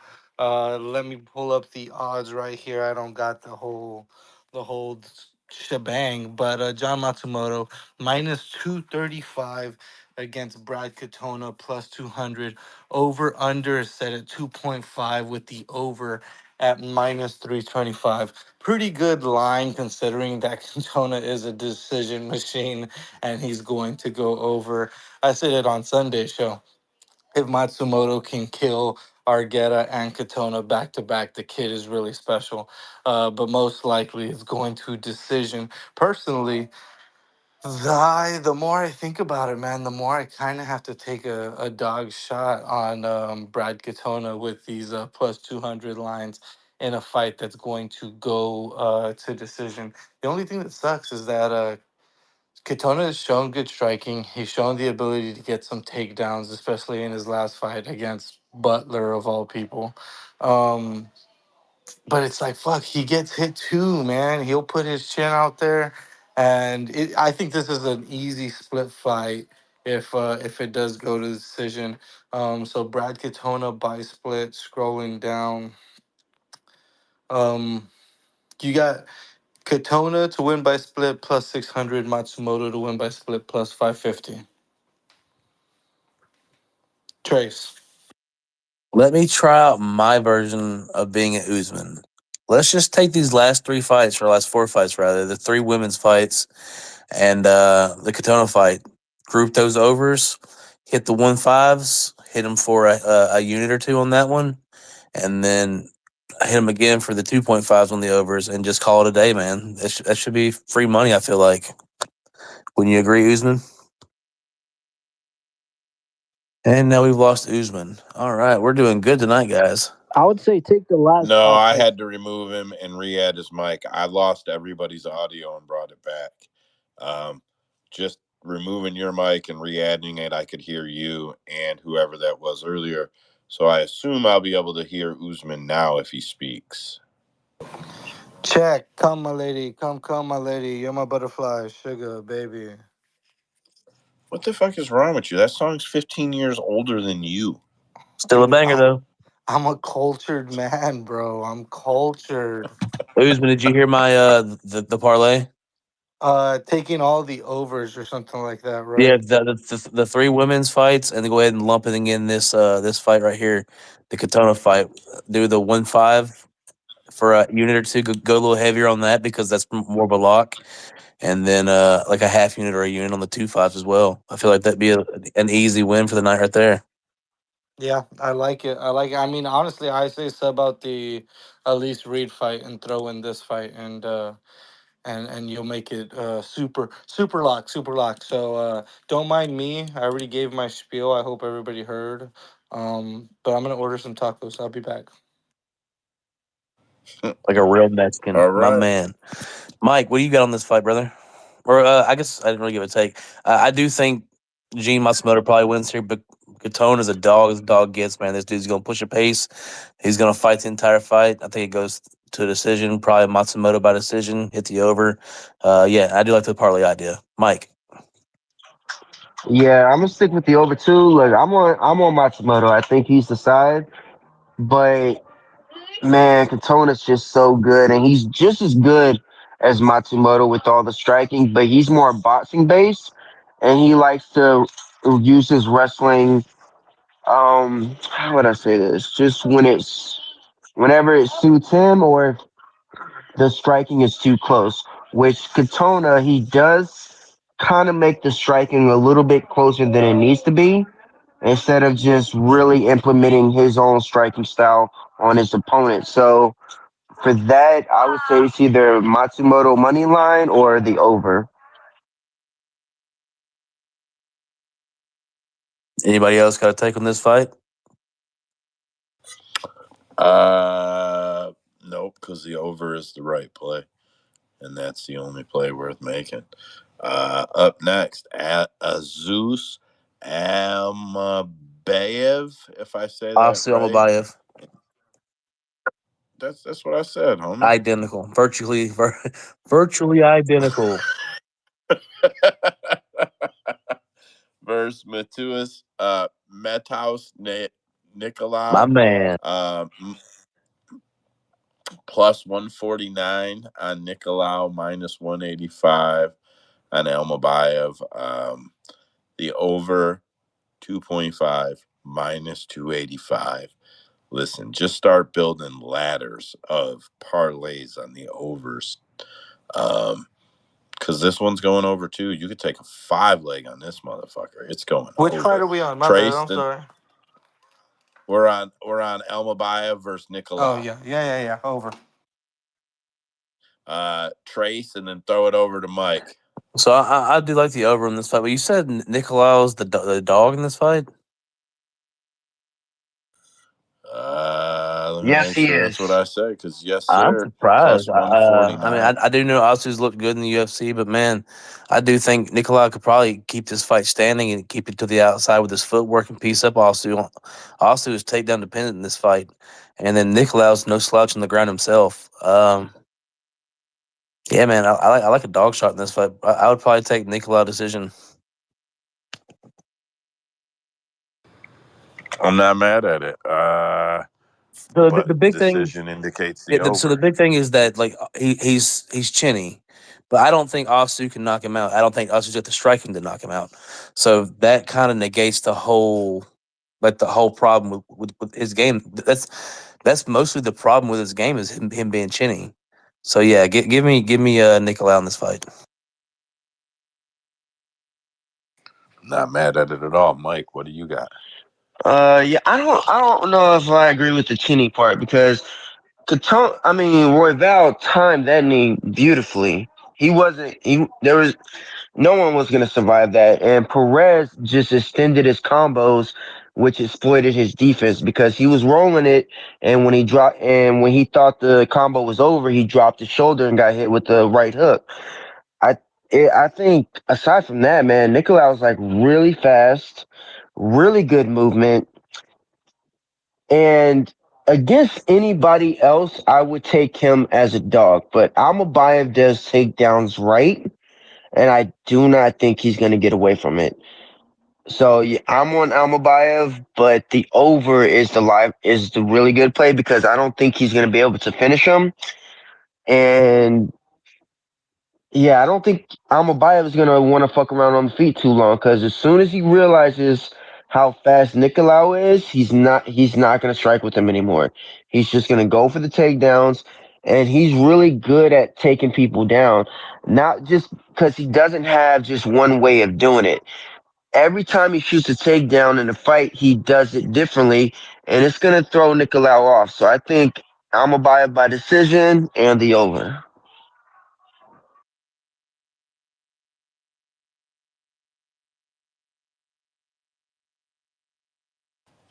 Did y'all just I see lost that? Mike for like the last little bit there. Did he? I seen his mic go off. Nah, he finished. He finished. He got Asuma Babas and Malayev by decision and the over. Okay, yeah, I thought I heard most of what he said. It just cut out at the end there for me. Hey, did y'all see this notification at the top? Usman, I assume this is just an Yeah, I over see for it up you. there, Mike. That sucks. Oh my Jesus god. Christ, man. We got some damn issues. Joe cannot hear Mike at all. We And got we got other issues. We got other issues. Brady he stands out of his fight this weekend. God damn it! Well, let me finish because I was gonna say fuck you, Zob, because I was gonna do a whole Sports Center fucking breaking news on this bullshit. But yeah, I was only Brady. cutting you off to tell Zoff, fuck you for breaking my heart, bud. What the hell?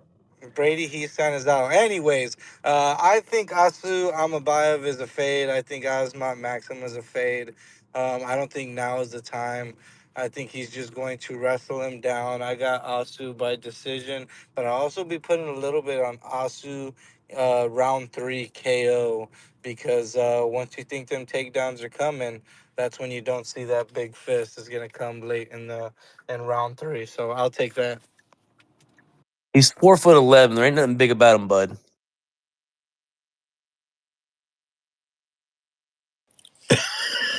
You said he's 4'11".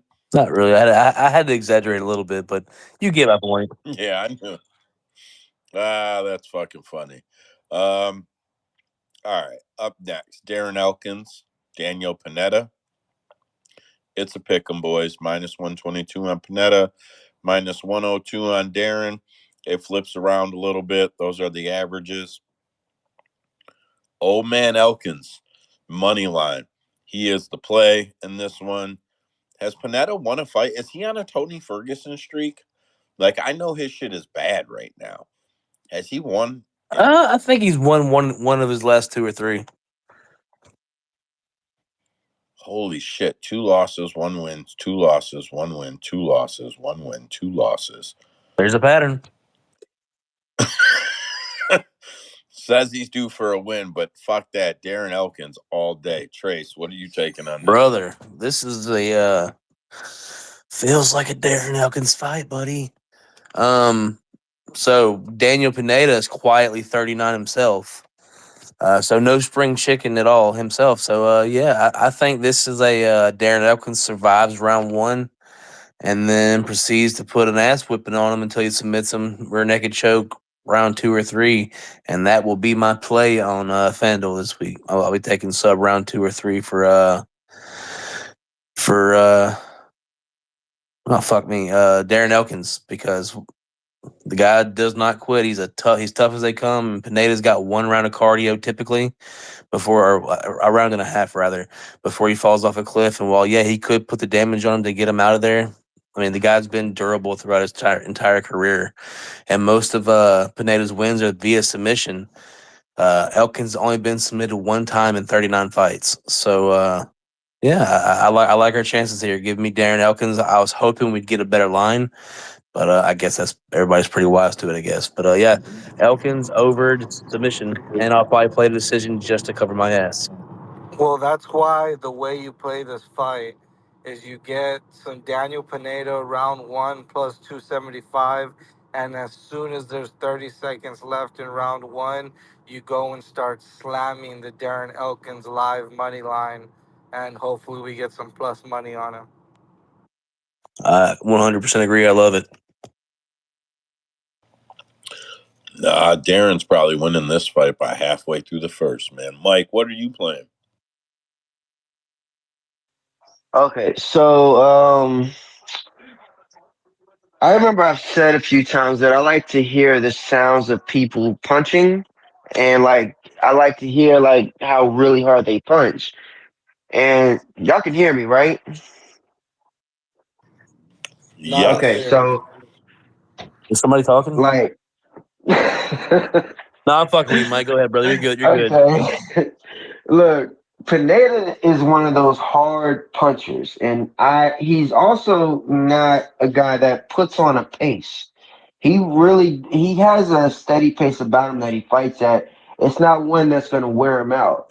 What when you see him fatigued, it's because he's getting his ass whooped, and the people who whooped his ass would definitely whoop Darren Elkins' ass too. So I can't hold that against him.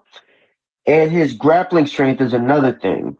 Now, people who Darren Elkins beats, aside from people he can just out wrestle, the fighters that he beats that are better than him is because they try to finish him.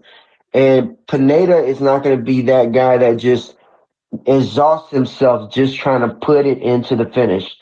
He's just going to take what's available, whether it's the grappling or the striking. And I think from what it looks like, because I've been right about Elkins when he's the stronger grappler. I believe Pineda is the stronger grappler. And he's not one of those fighters that allows his opponents to create scrambles. So when he gets them down, he's going to control and pick his shots. And he's going to really put it on Elkins. On the feet, we all know Pineda is the better striker. So, in my opinion, I it was Pineda all the way. Even before I broke down the tape, I knew it was Pineda. And when I did the tape study, I'm even more confident in Pineda getting this win. Not by finish, by decision. Mike, I don't never disagree with you, bro, but Darren Elkins is going to break Pineda. He's going to break his Can't ass. measure heart, baby. Listen, How? there's going to be a point in the fight where Pineda shoots a takedown and Darren stuffs that shit, and they're like shoulder to chest, and they're both braced on the feet, and you're gonna see old man Elkins, old man strength his ass. I know Pineda's old as fuck too, but it's different, man. This is the first time I'm ever really, really against Mike. Ain't no way, bro. Dude, Darren I'm Elkins is gonna telling whip you, his bro. Look, ass.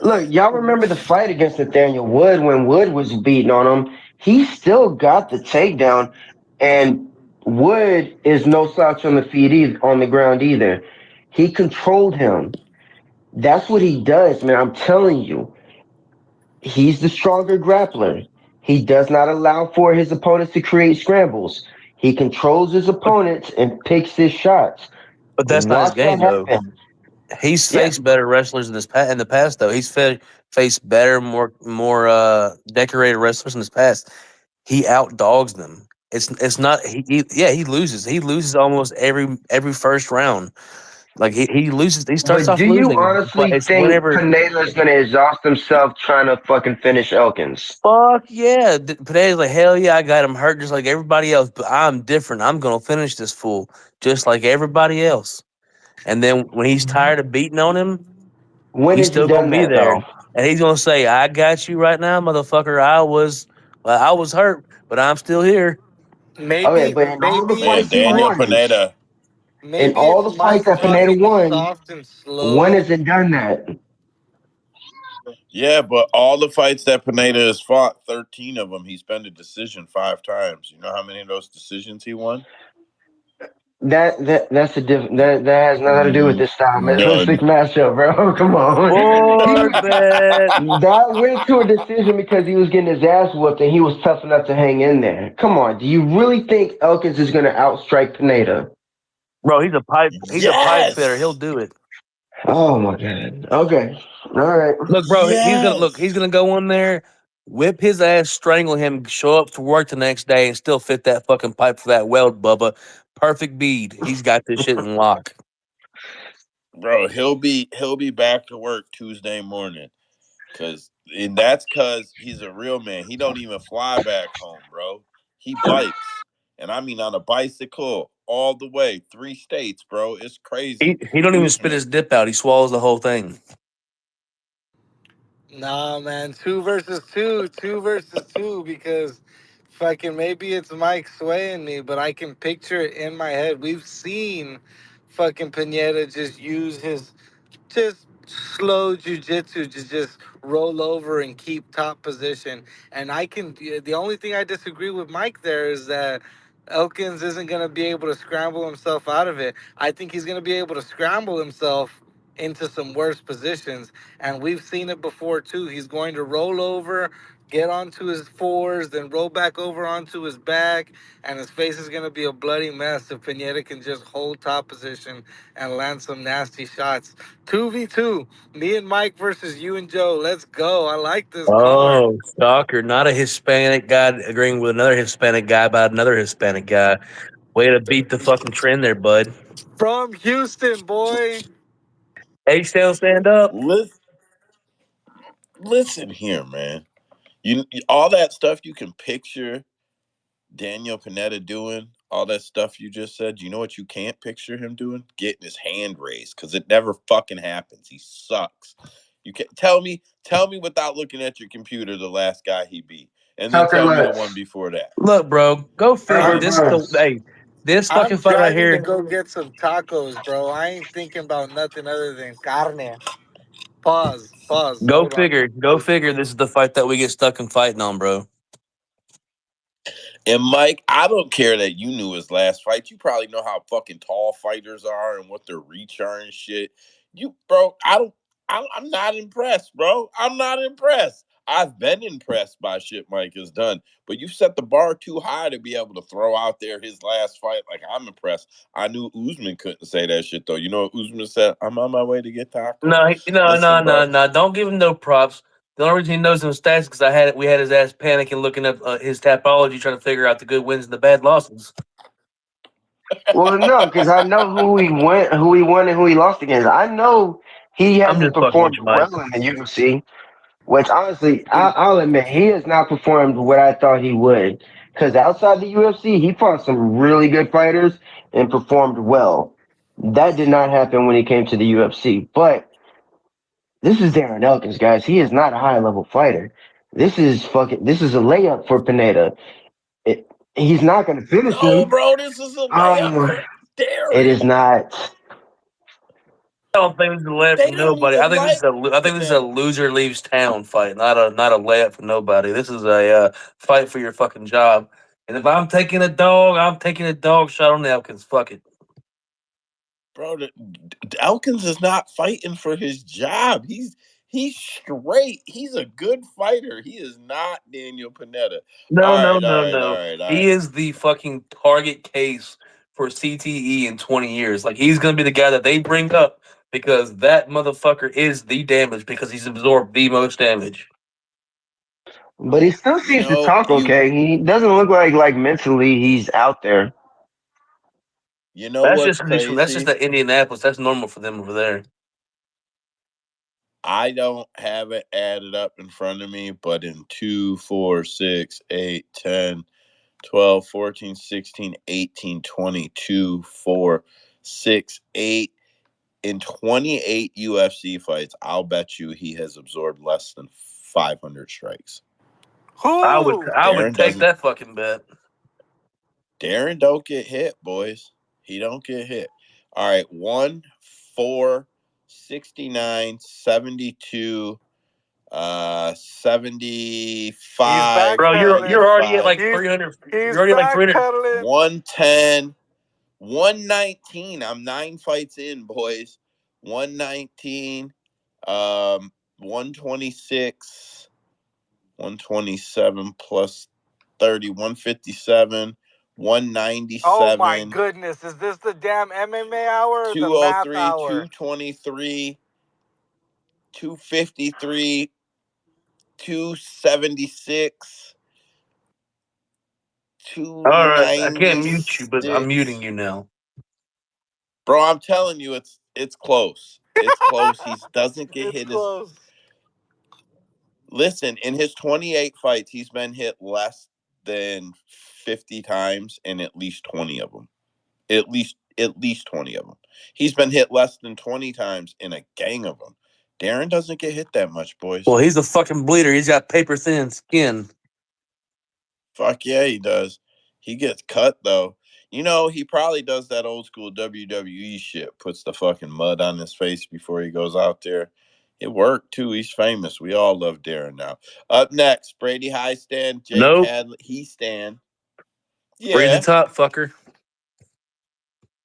Oh yeah.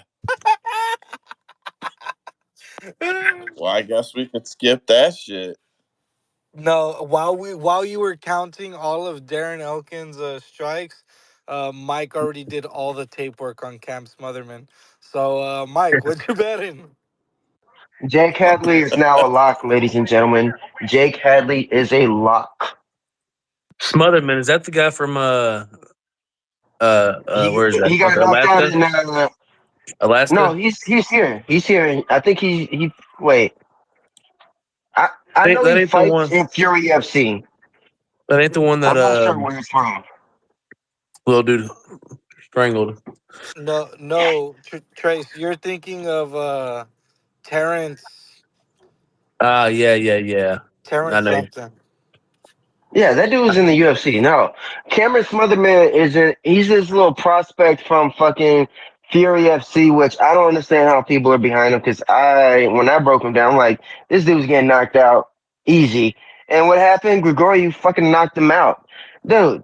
This is Jake Hadley. Jake Hadley looked really good. He looked like he should have been looking at 125 at 135. Smotherman's not going to be able to do anything to Hadley. Hadley money line all the way. Yeah, but it's fun to not like Hadley.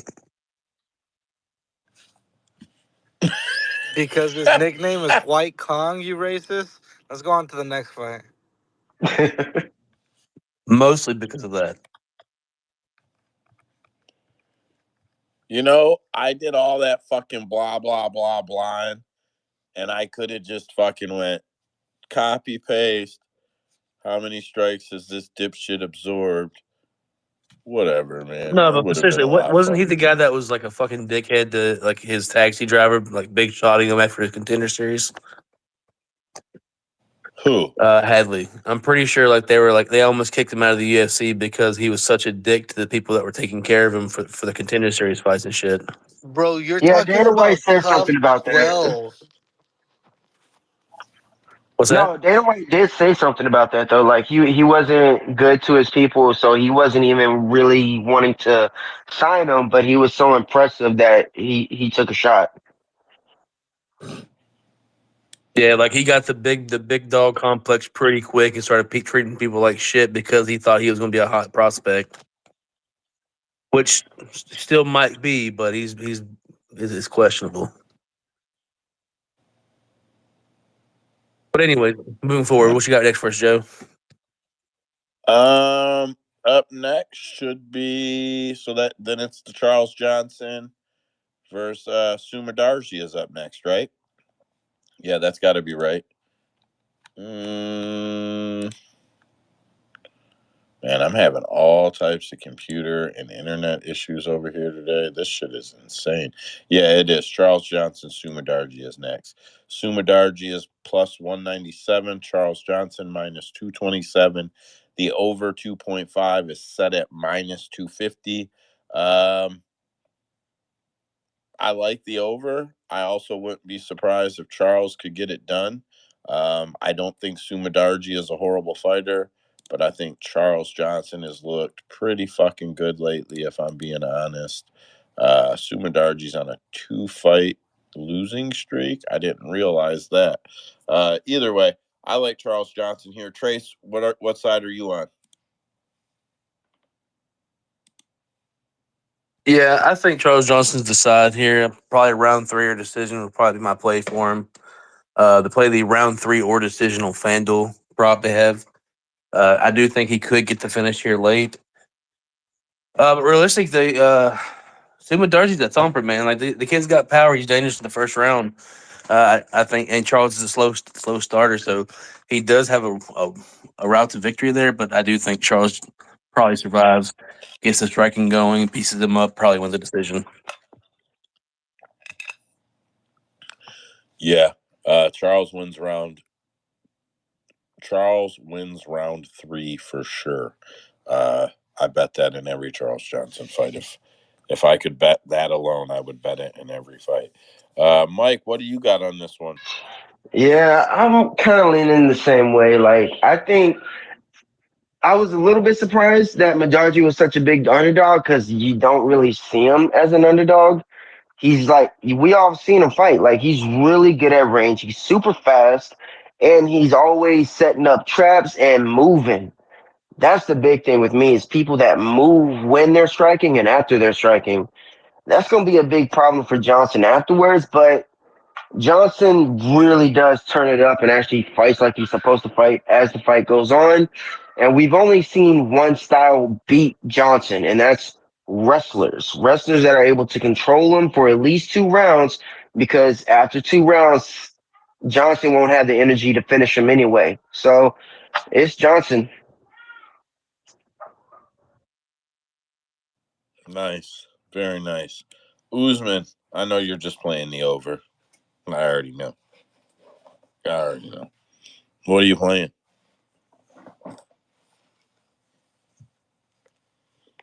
Usman? Are you not talking because I gave your play out? Man, the taco shop was empty today, man. I got my order super quick.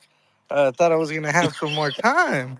Yeah, I didn't hear what y'all said, but over Charles Johnson. Charles Johnson by decision. Sumandarji is gonna get pieced up and be reaching for Charles, and he's not gonna be there. He's gonna be hitting all shoulders. Fair enough. Um, Co-main event, Kyler Phillips, minus 435. Holy shit. Against Rob Font at plus 314. The over 2.5 is minus 295 or 265. I think Kyler Phillips is the side. I see him as deep as minus 550. He ain't the side like that. There's no way I would take Kyler Phillips at minus 4 anything, minus 5 anything. Just no fucking way. Yep, that's my take. Trace, what do you got? I don't know, man. This has like Adrian Yanez fight vibes all over it to me. Like, I get it. Kyler's hot prospect. He's fun to watch. He's exciting, but he's also had some questionable losses. Like, hasn't he? I'm pretty sure. Let me look at his record quick. Uh, Oh yeah, I know, Kyler I know he lost to Phillips. Hallie and Paiva, which who's no longer in the UFC. Yeah, Which not a bad loss. Hallie and Paiva, good fighter. Bad. Not really sure what happened the other day. He didn't have a bad run in the UFC, but like he beat Hani Barcelos and Pedro Munoz, older fighters. Which this is another older fighter as well. Man, I just feel like he's the cleaner boxer of the two, which I think that the kicks are going to be a problem because he is heavy on that lead foot. I do think that uh, Kyler's going to eat that leg up a bit here, but I also think he's going to get countered when he goes to do that. I think they're going to plan for it, and we do know the jab is nasty from Font here. Everything I know, everybody else is hot on Kyler Phillips, but I think I'm riding with Rob Font here. My initial reaction was shocked that people were so high on Kyler. And yeah, I'm still on it. So yeah, give me Rob Font by points. I'm gonna take a shot on it. I can't be mad at Dogger Pass on this one, man. Especially at that price. Man, Dan's a good fighter. I don't think that's a crazy play at that price. Mike, what are you playing? Yeah, I'm on Phillips. Look, I was never high on Phillips at all. Um, but I think the Barcelos fight sold me. Like that was a phenomenal performance he put on against Barcelos, out striking him and out grappling him. Because even in Barcelos' age, the dude is super well rounded. Even in his last fight, he only had one arm, still won the fight after losing one arm. So Phillips just dominating him like that sold me. Then the Pedro Munoz fight. What sold me on that is his ability to absorb because Pedro hit him a few times as the rounds went on because he started really just trying to make it a fight and he rocked him a few times. Phillips ate it and still never lost his movement, his composure, the speed, all the setups that he was doing, and especially just being able to turn it up in the third round. Look, the dude has improved so much that I just can't ignore it anymore. Um, and I believe all that's going to be a problem, especially the movement.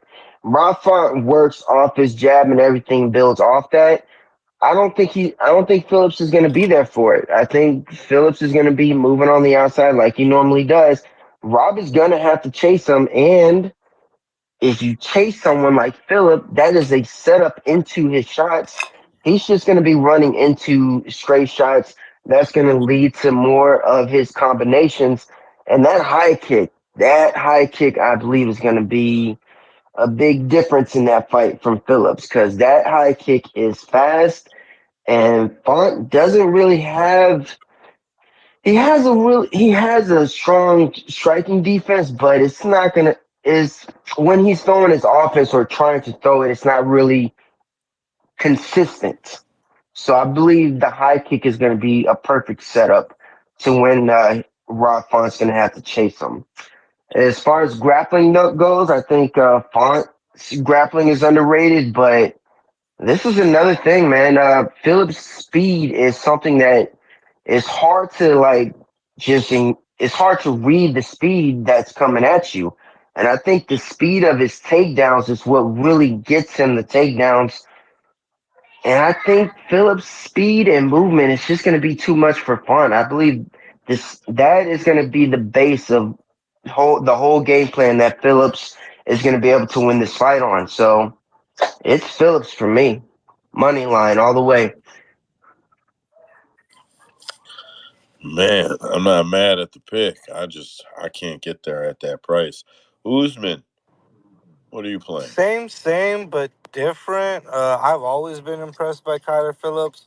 I say it every fight, and I'll say it every fight moving forward. The dude fights like he's on rollerblades. The foot movement is ridiculous. I don't think we'll see a Giannis moment because Giannis was willing to come in and just throw bombs with him. Kyler is going to. I think it's an easy over. It's an easy decision because Font has shown to have a chin, even if his face is all deformed and fucked up. Um, I think you know what he's gonna do to try and counter you. So you just stay on the outside with that karate stance. Keep on the outside. Jab over his jab. Slow this fight down a hell of a lot, and try to clinch and get takedowns when you can. And you ride to an easy decision for Kyler Phillips. But I do hate this damn line. I hate it. Yeah, I can't see it, man. Not mad at any of the picks on Kyler. Or plays. For me, the price is fucking insane. All right, that moves us to shit. Is it the main event now? Yes, it is. Anthony Hernandez and Michel Pereira. I know I probably say it a little fucked up, but I tried to give it my best there, guys. Plus 111 on Pereira. Hernandez minus 137. The over 2.5 set at plus 108. The under set at minus 143. Man, that's a risky over under to play, in my opinion. I think they expect Fluffy to get it done. I don't know, man. Michelle Piet is an old dog, and fight goes the distance isn't that far fetched to me. Trace, what are you playing?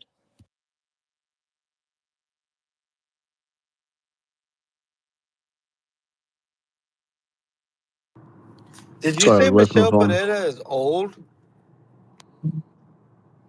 He did. Michelle Prey is only like 30.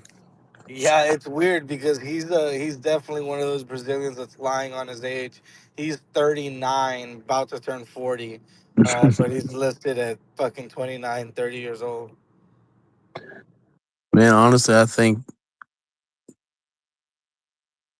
this is probably a good fight for Fluffy. I mean, I think he probably goes in, clinches him up, gets him down, and smothers him, pushes him cardio wise. If he is able to survive the early onslaught, I feel like Fluffy probably has the better cardio. And even if it not, his style is so draining that he'll be able to drain Michelle before he gasses. He's went in there with more decorated Brazilian jiu-jitsu artists in Adolfo Vieira and submitted him.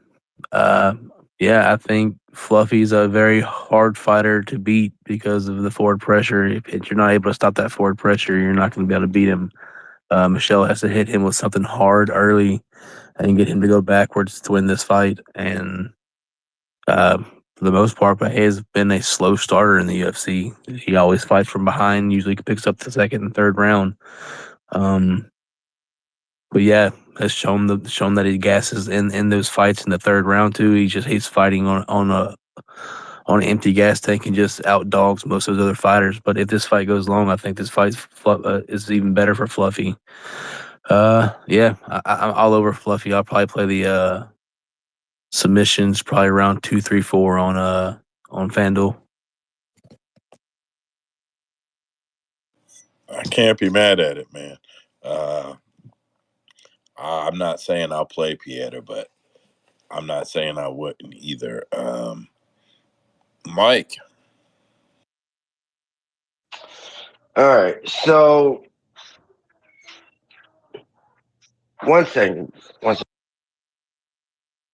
Okay. Oh, So he Who's coming with a hammer. oh all right. So here's the thing. Even though it, I think the cardio issue thing just, I think that's out the window now. I think it probably will show itself if the fight goes into round 4 or 5.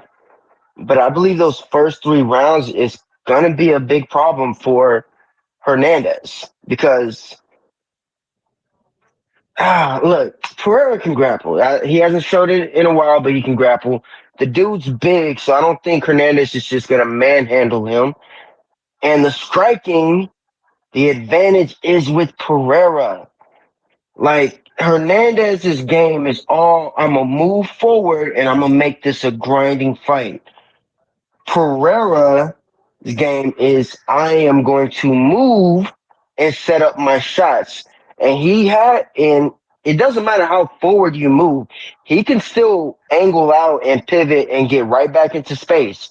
And that's going to be a problem for Hernandez because he's going to be moving everywhere and he's going to be open for all the shots that Pereira can throw. And the last two fights at welterweight, man, I really looked at those fights.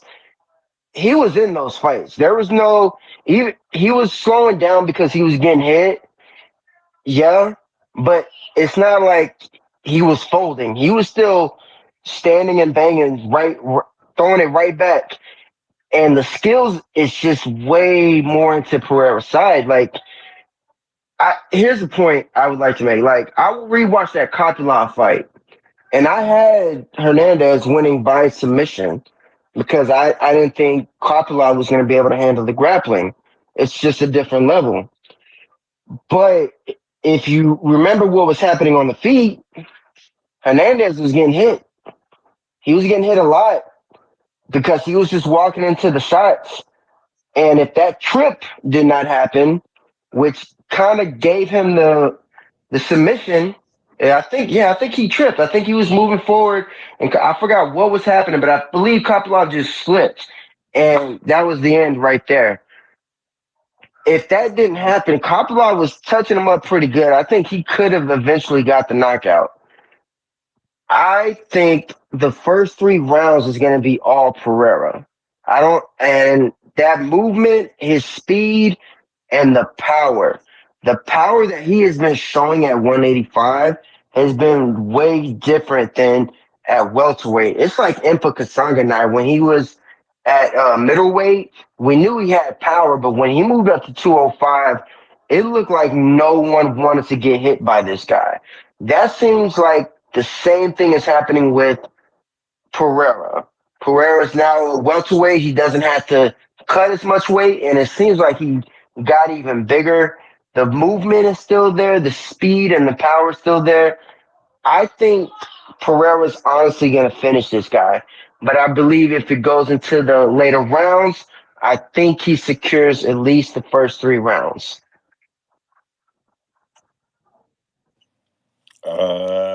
I like that read quite a bit, if I'm being honest. I like that read quite a bit. Usman, what are you playing? Man, why doesn't Joe ever tell Mike that he's taking fucking forever on the mic?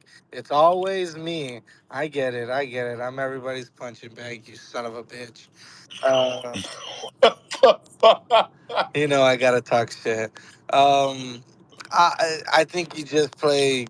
You can come up on both sides if you just take Pereira by KO and Fluffy by submission. I kind of like the striking and the pressure that he showed against Kopylov. Yes, he was getting hit, but he was able to trace him down, land his own strikes that got Kopylov a little bit thinking like, what the fuck? This guy was supposed to be diving at my legs. And then he started diving at the legs. Um, but I'm worried. I'm worried. I want Fluffy to win for sure, of course. But I'll be playing those two props, and I'll probably play um, Fluffy Moneyline. I worry about the body shots mostly. I feel like Fluffy has that kind of body build that if you did go to the body, you probably could hurt him probably quite frequently. And as powerful as he is with the kicks, could be a very big problem, especially the teeps. But I just think he's going to smother him. I think he's going to get in on him and not give him any room. And he's, I mean, my boy's a Dagestani warrior, bro. You can't beat that. Don't take You away ain't. the only Mexican wrestler we have, you son of a bitch. I say he's a Mexistani. Yeah, I heard him. That's what he said. I was here. What, you don't believe me? You think I'd lie to you? That's what he said. Because that's what I said he said. But you guys, Zabetz had his hand up. Get after it.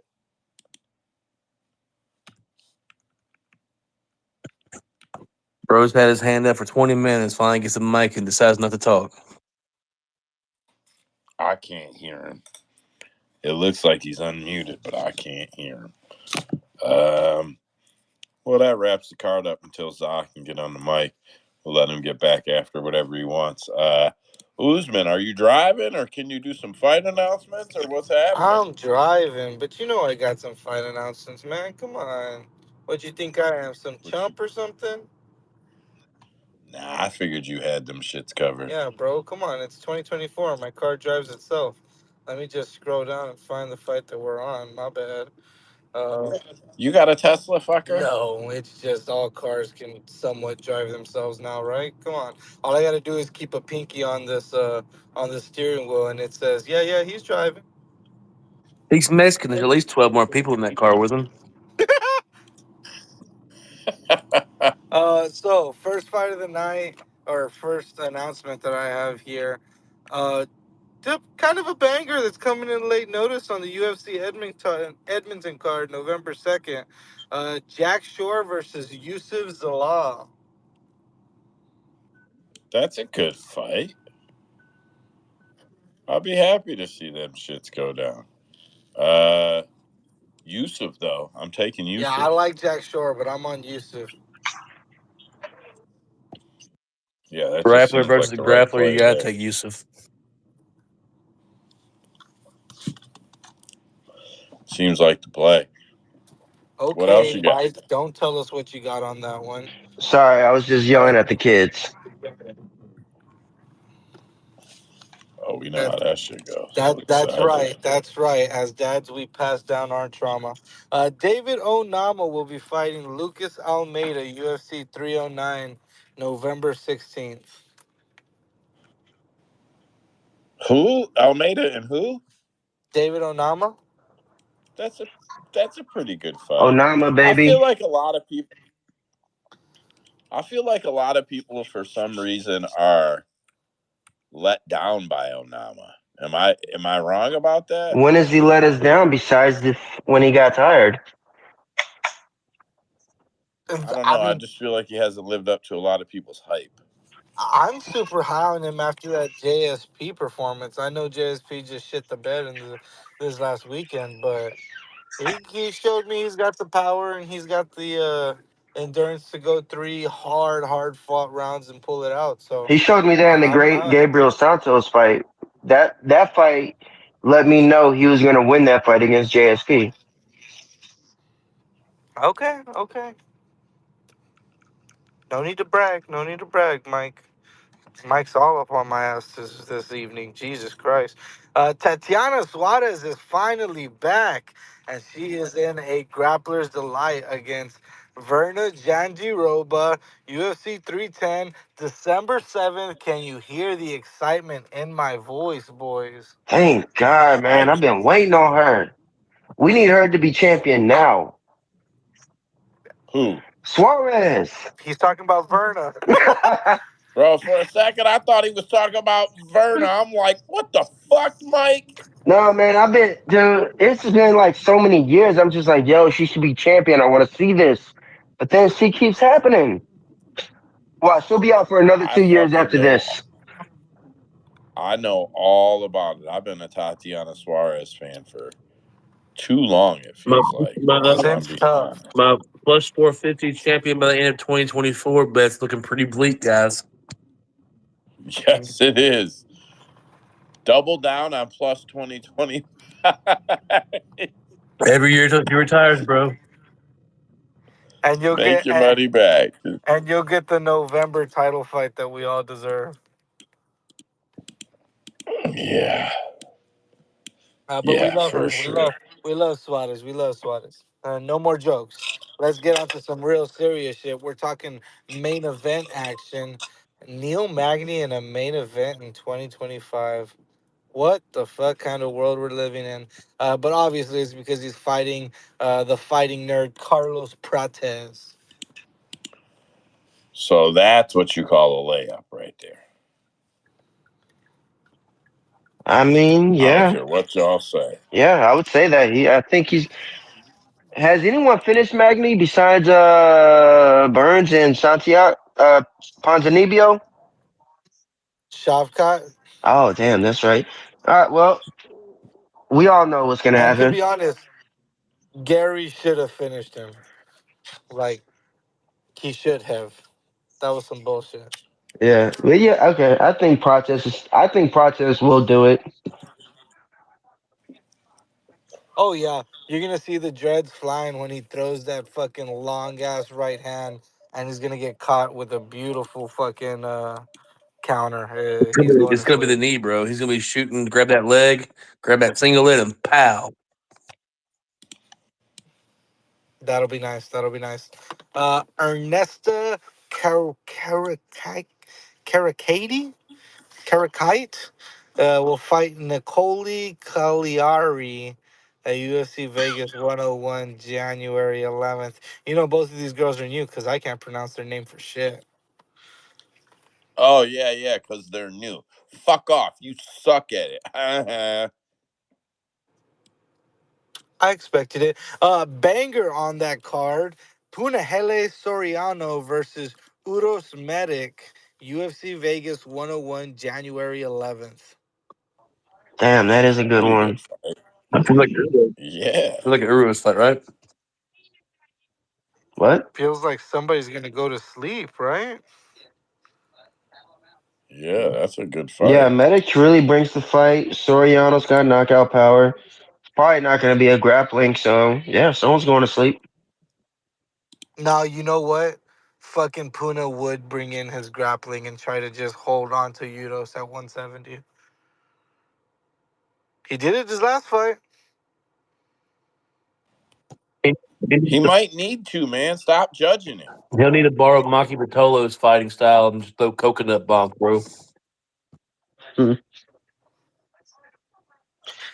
Claudia Segula signs with the UFC and is replacing Montserrat Radon against Melissa Mullins November 9th, UFC Vegas 100. Oh, wow, that's really exciting. My mind didn't register that fighter's name. Who was it? It doesn't matter. I'm not going to repeat it. It's okay. We're going to move on to some championship fights. Bilal Muhammad will fight Shavkat Rakhmonov, UFC 310, December 7th. Credit to Bilal for taking the fight. Lots of people, including me, talked shit and said he wouldn't. That's You, all I can really Who's Do still say. you think playing he's now? going to win?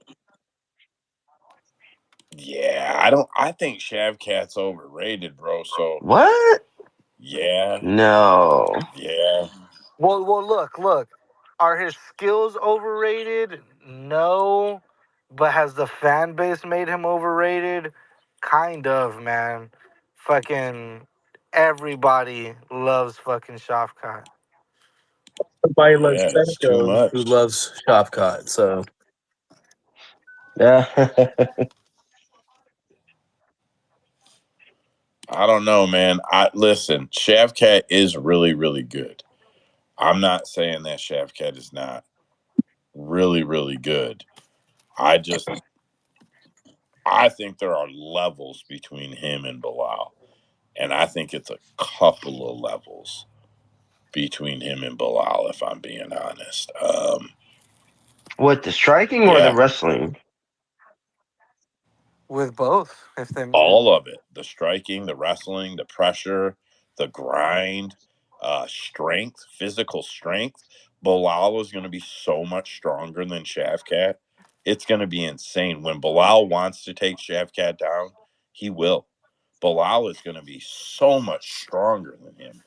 Um, yeah, I feel like Shavkat has a massive future in front of him, but they maybe pushed him a little too fast right here. That's just how I feel about it. Yeah, this is just one of those fights where I can see it. Bilal skirting on the outside, throwing that straight every once in a while. That's gonna hit Shafkat because he fucking stands so damn tall with his head right up in the air. And then as soon as he thinks that that straight is coming again, it's takedown city.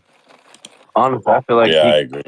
his fight would probably be the stuff to take down to just jab Shopcott up. Like we've seen some serious holes in the striking against was it not Vince? Neil, what's his name? Jeff Yeah, Jeff Jeff Neal. Neal. We've seen like some serious issues on the in the striking, and we do know Bilal does have a nice jab, or seems to have a nice jab now. Yeah, Oh, he's got a it could be nice a jab. very boring 5 rounds of him stuffing takedowns and jabbing the shit out of Shavkat. But if there's a God, we'll let Shavkat win. Nobody wants to hear that though. Everybody will be going all over on Shavkat destroys him and subs him. That means that money on Bilal is gonna be looking nicer and nicer closer to fight day. That decision prop. Mike, who do you have right now? No tape. Dude, I don't know. That's the thing. Imagine how thick a round 3, 4, 5 KO prop would be for Bilal against Shavkat. Oh yeah. We're talking like probably You know, plus 4,000. I wanted Mike to say that he was on Shafkat so that when that fight comes around, he could go, y'all know I was on Shafkat, but after I broke down the tape, I'm on Bilal. Because when Mike says that, we're cashing. Yeah. Well, see, I Ain't no like to lie. think like because when I don't break down tape and I just look at a fight and I just make a guess, like for the now it's more educated, but sometimes I'll just have a moment where I call it the casual mind, and right now I feel like I have that because I really am on Shotcut, but I always like to break the tape down first because I've been screwed. I've had like $200,000 parlays that were due to future bets, and I knew I was gonna lose it because I broke down the tape, and it came down to that one leg.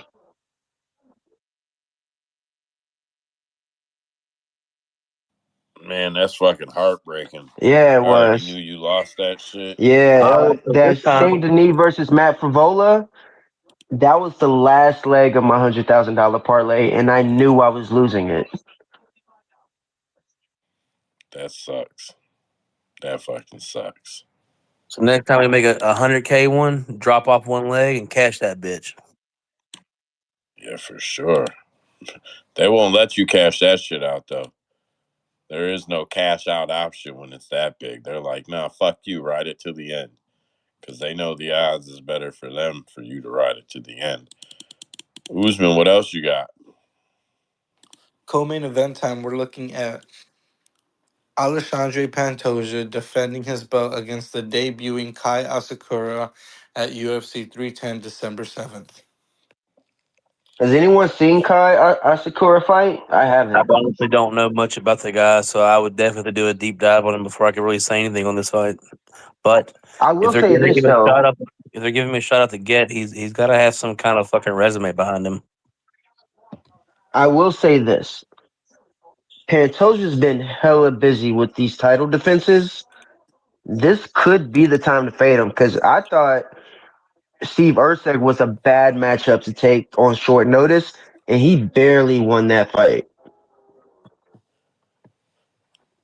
And then you just see Kai Yeah. smoke him. Yeah, I don't know enough about him. I can't really comment. I think it speaks volumes that the UFC is bringing him over and putting him in a title shot, in a title fight. It speaks fucking volumes. So that weighs pretty heavy on me if I'm being honest. But yeah, I'm gonna have to go look the guy up. I'm gonna have to go watch some Think about tape. it this way: their other Asian star just got beat up pretty good. So the next thing they do is automatically throw the next big Asian guy coming into the organization straight into a title bout. Well, this guy's probably I do believe he's Asian American though. yeah. I think I'm pretty sure he speaks English. Like he's a American, but he's of Asian origin. Whatever. Yeah. Probably still a huge star for them though. Probably still a huge star if he can get it done. So um yeah, man, tough. Tough to know. I'm gonna have to go Throw it down watch to tape, James. He but seems like he might know something about him. if the UFC thinks he even has a chance to become a champion and bust into the Asian market, they're gonna take it. You said James, go ahead, bud. Hey, yeah, so I've been watching Kaya Sakura, I would say, since like 2019, 2020, ever since his fight against Manel Karp. He actually had a really good first round against him, but then he got knocked out in round two. But he's got like heaps of notable names on his record over his career, like Kyoji Horiguchi, who he's knocked out, like Juan Archuleta, Alactong Haley, who's in the UFC currently. Um, he's got vicious knees, as well as really, really good timing with takedown defense, and then like pretty much inside the clinch, beautiful elbows, knees, punches off the break. He's done heaps of training in America, especially with Marab's team and like Aljamain Sterling. So the fact that he's training with guys that are bantamweights and even heavier gives me good confidence that he might have a good chance at stopping Pantoja's takedowns. But as we all know, Pantoja's a dog, and he's a different kind of level of grappler. So I personally think Kai Sakura might give a very good first, second round, but I think his cardio has been a slight weakness. He does kind of slow down, in the later rounds. So I kind of see Pandoja taking over, but I think this is going to be a much closer fight than people think. Wow, man. Appreciate the breakdown there, bro. You came in at the right time. Good shit. Hey man, I heard cardio issues. I'm like Pantoja, money line all day. He's uh he's he's really good though. If you guys watch some tape, you'll see especially with the Ryzen rule set, where you can knee and have soccer kicks on the ground. He is vicious with his ground and pound.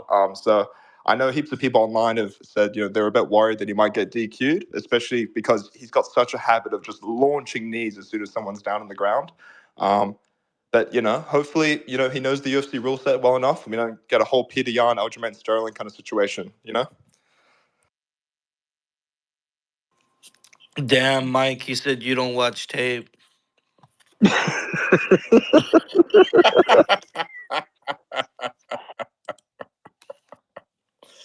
Oh shit. Yeah, Uh, if there's any time to cash out on Pantoja, I think the damage is gonna pile up too much eventually, man. And against a big power puncher like this, and consider that he was fighting at 135 over there because of hydration test. yeah, so it's 125. But hydration test, Joe. But hydration test. On that same card, we got UFC 310, December 7th. The fight everybody's been asking for.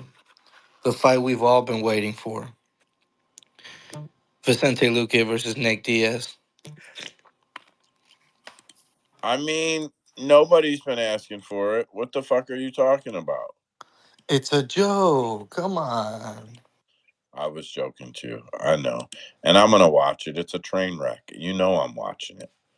You know I'm going to be tuned in with popcorn talking about fuck that fight leading up to it. And then the day of the fight, me and both of the homies are going to be standing here in total fucking silence watching that shit like it's the main event. You know how it goes.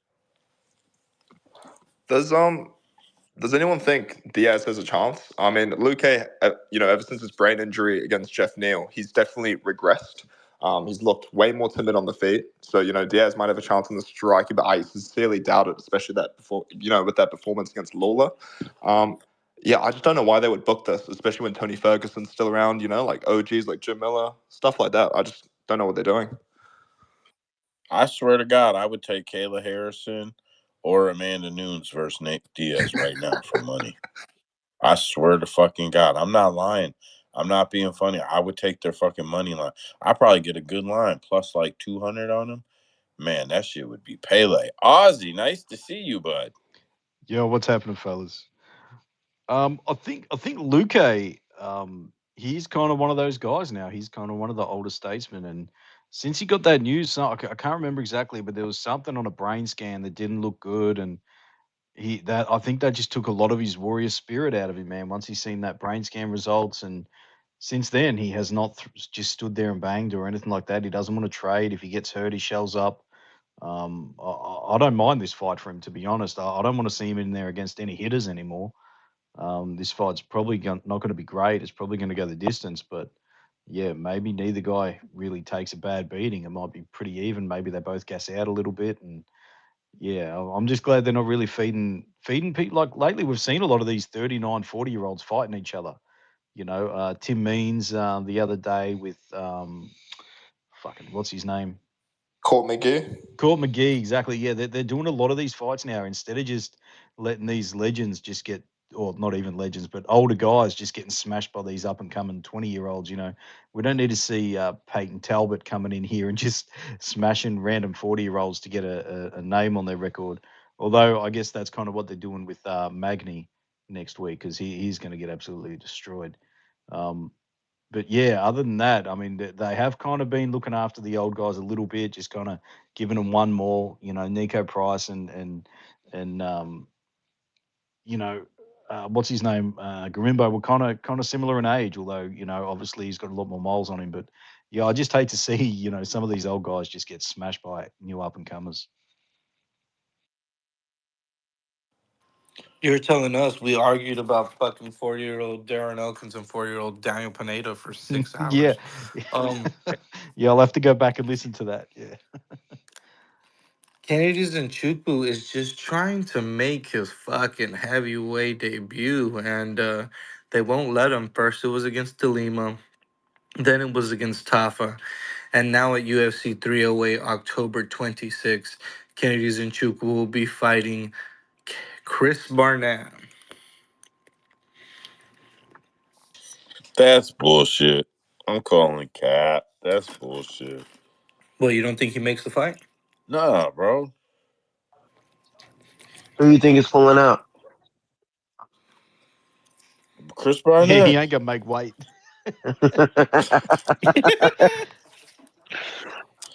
That Fuck's he gonna get there? He's still stuck in the middle of Florida, ain't he? that Is that size what that difference is fight's going Wait, to gonna be wait, be? wait. What's the insane. date of that fight? October 26th, end of the month. Oh, okay. Never Abu mind. Yeah. Dhabi card. Ah, man, maybe, but I'm not being funny. Didn't he cancel the fight because his whole life got fucked up because of the Yeah, no, hurricane? his house apparently got written off. Whew. Yeah, Damn, that's like Oh, tough. yeah, that sucks, So there was man. another fighter that said that that was a bit exaggerated, but there okay. were weather complications on why he couldn't leave Florida. All I Well, know there, is there's a I know Chris Barnett's had a rough 4 years, especially with his wife passing away, him having to be a single dad. Yeah, I think his mum and dad have passed away recently as well. So I know he's had a lot of mental health issues. That's why he hasn't been very consistent in the ring. But yeah, I kind of agree with Cap here. I don't see any way that he's turning up to this fight at the end of the month. I just don't think he just hasn't been in shape either. He's one of the few guys at heavyweight who's gone over the weight limit and hasn't made it. So yeah, I just don't have any confidence for the rest of his career, to be honest with you. I just think he's just genuinely only doing it for the paycheck. Just going to show up, get that money, leave. That's what I was gonna say. At this point, you got to count on the fact that he's probably not even worried about training, and he needs the dough. If I don't know. I guess I'd have to dig more into that personal situation because we all know they can become a big deal. But I guess I shouldn't dig too much into it, or I shouldn't speak too much on it until I dig into it. But man, I think that's a rough fight for him to make. Sincerely. Saudi Arabia is gonna pay him big bucks to get on that plane. Because Randy Brown is gonna fight Brian Battle at UFC 310 December 7th. Brian Battle getting the push. Let's go, Battle. Bro, yeah, fuck yeah. That's the best fight announcement of the week because I if you would have said what's Brian Battle's next opponent or what's Brandy Brown's next opponent and told me to write down five fucking guys, I wouldn't have wrote down either one of them for either one of them. But when I seen that fight, I was like, let's fucking go. That is a good fight. It's gonna let us know where Brian Battle is, and it's gonna let us know where Randy Brown is. And I mean as far as trajectory up and trajectory. Fuck my vocabulary. Trajectory down. For both of them. I think Randy Brown was the push of past, and I don't think that they don't like him. but I don't. I think he had his chance to put his foot on the gas, and he didn't. So now he's going to be put in front of somebody who seems to be putting their foot on the gas when the opportunity to put their foot on the gas has come. So I'm really excited. Brian Battle's winning me over, man. He's fucking winning me over for real. I hope he gets the W. It's I gonna be think hard. Randy Brown ain't no joke, man. Trajectory. yeah, but I think Randy Brown's proven over his career he just does not deal well with pressure as well as inside boxing and clinch. Like he might have beautiful elbows and knees, but as well as Brian Battle just showed in his last fight against Jose, he does not stop, especially with those punches. He just peppers you, mixes in the power shots, peppers you, mixes in the power shots. I just think Randy's kind of going to get caught like he did against, Madalena. Randy's got no gas pedal, not no gas tank. That's not what I'm saying. No gas pedal. He's got no fucking go in him. That's never been his fight style, Whatever. though. I know. It's to his detriment. That's I've watched a lot of tape. I've watched a lot of Randy fights. I've bet Randy quite a bit. I've done pretty well on him. I think I don't track it per fighter, but I think I've done pretty well on Randy. But you just have to know Randy has no gas no matter what. Even if someone's coming in with gas, Randy won't match it. He won't match it. He will fight that same fucking pace. And if you can overwhelm him, you probably get him. I think Brian Battle's got 9 minutes to get it done, meaning he's going to lose the last 6 minutes of the fight, in my opinion. No, I think Battle could is probably going to be the winner of those last minutes. I think the beginning of that round is going to be a little bit tricky for Battle because Randy Brown has really good foot. He's really good at using his length. Like he really knows how to fight like a tall, rangy fighter.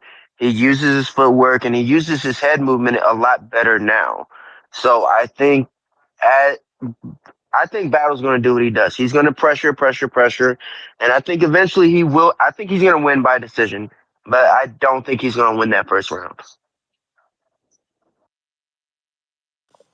Um, I mean, I'm not mad at you about it, but I would think historically Randy Brown has probably lost a bunch of first rounds. I'm not.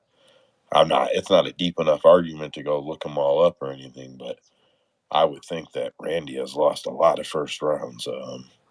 But either way, we both agree that we think Battle can get it done. So that's the important part. Yeah. Anything else, Mr. Usman? Man, squeezed the lemon and got it in my eye. Fuck me for trying to make fun of Joe's Detroit public school education with trajectory. Y'all also stepped on my joke, fuckers. Charles Radke will be fighting Matthew Semmelsberger at UFC Vegas 100 November 9th. That's a pretty good fight. I mean, it's not as good as the last one, but that's a pretty good fight. Well, just wait till you hear these next two, buddy. Okay. Andreas Gustafsson will fight Preston Parsons at UFC Vegas 101 January 11th. For what? I don't know, 15K or something? So for 5 times the minimum in the PFL, that seems fair. Don't worry, Joe. Don't worry. I've got something special for you. One of your favorite fighters in the last fight of the night. It's not Taliesin Teixeira. It's who he will be fighting at UFC 310 December 7th. The one, the only, Lucas Bresky. Bro, why? I knew you were gonna. I knew it was gonna be him. I knew. I'm like, this motherfucker's setting me up right now. Um, all right, let's go, Lucas Bresky. I'm a fan now. Let's go. They're gonna keep fighting this idiot. I'm in. Let's go. Woohoo, Lucas Bresky. Woohoo! Woohoo! That was good. That was I'm in. good. I'm That in. got me Let's good. go. I'm on the fucking train. This is me. Let's do this shit. But anyways, that was the last fight announcement of the night. Gotcha. Next week's space is a pay-per-view. So of course, and Dana White's Contender Series is fucking over. So of course I'm gonna want to do that. Thinking about skipping the one after that to maybe try to do some video stuff that doesn't air, possibly, to put that out there for the guys. CapMMA.com. I'm not going to plug Mike's site right now because I know he's not posting on it, but follow everybody in here. Everybody, if you haven't, whatever, everybody. Mike's real sharp. Trace is sharp. Aussie's real sharp. Just met James. Good guy. Staffordson, he's been coming around, man, fucking years now, bud. That shit is awesome. I appreciate everybody, but we're going to try to move over to some video platform. To the guys in the team chat, I posted an image of something that could resemble what maybe some graphics for the new video show. If you guys could give me some feedback on that, colors, logos, designs, shit like that. I made all of that. Those are a master image. I thank you, everybody. Does anybody got anything to shout out before we go?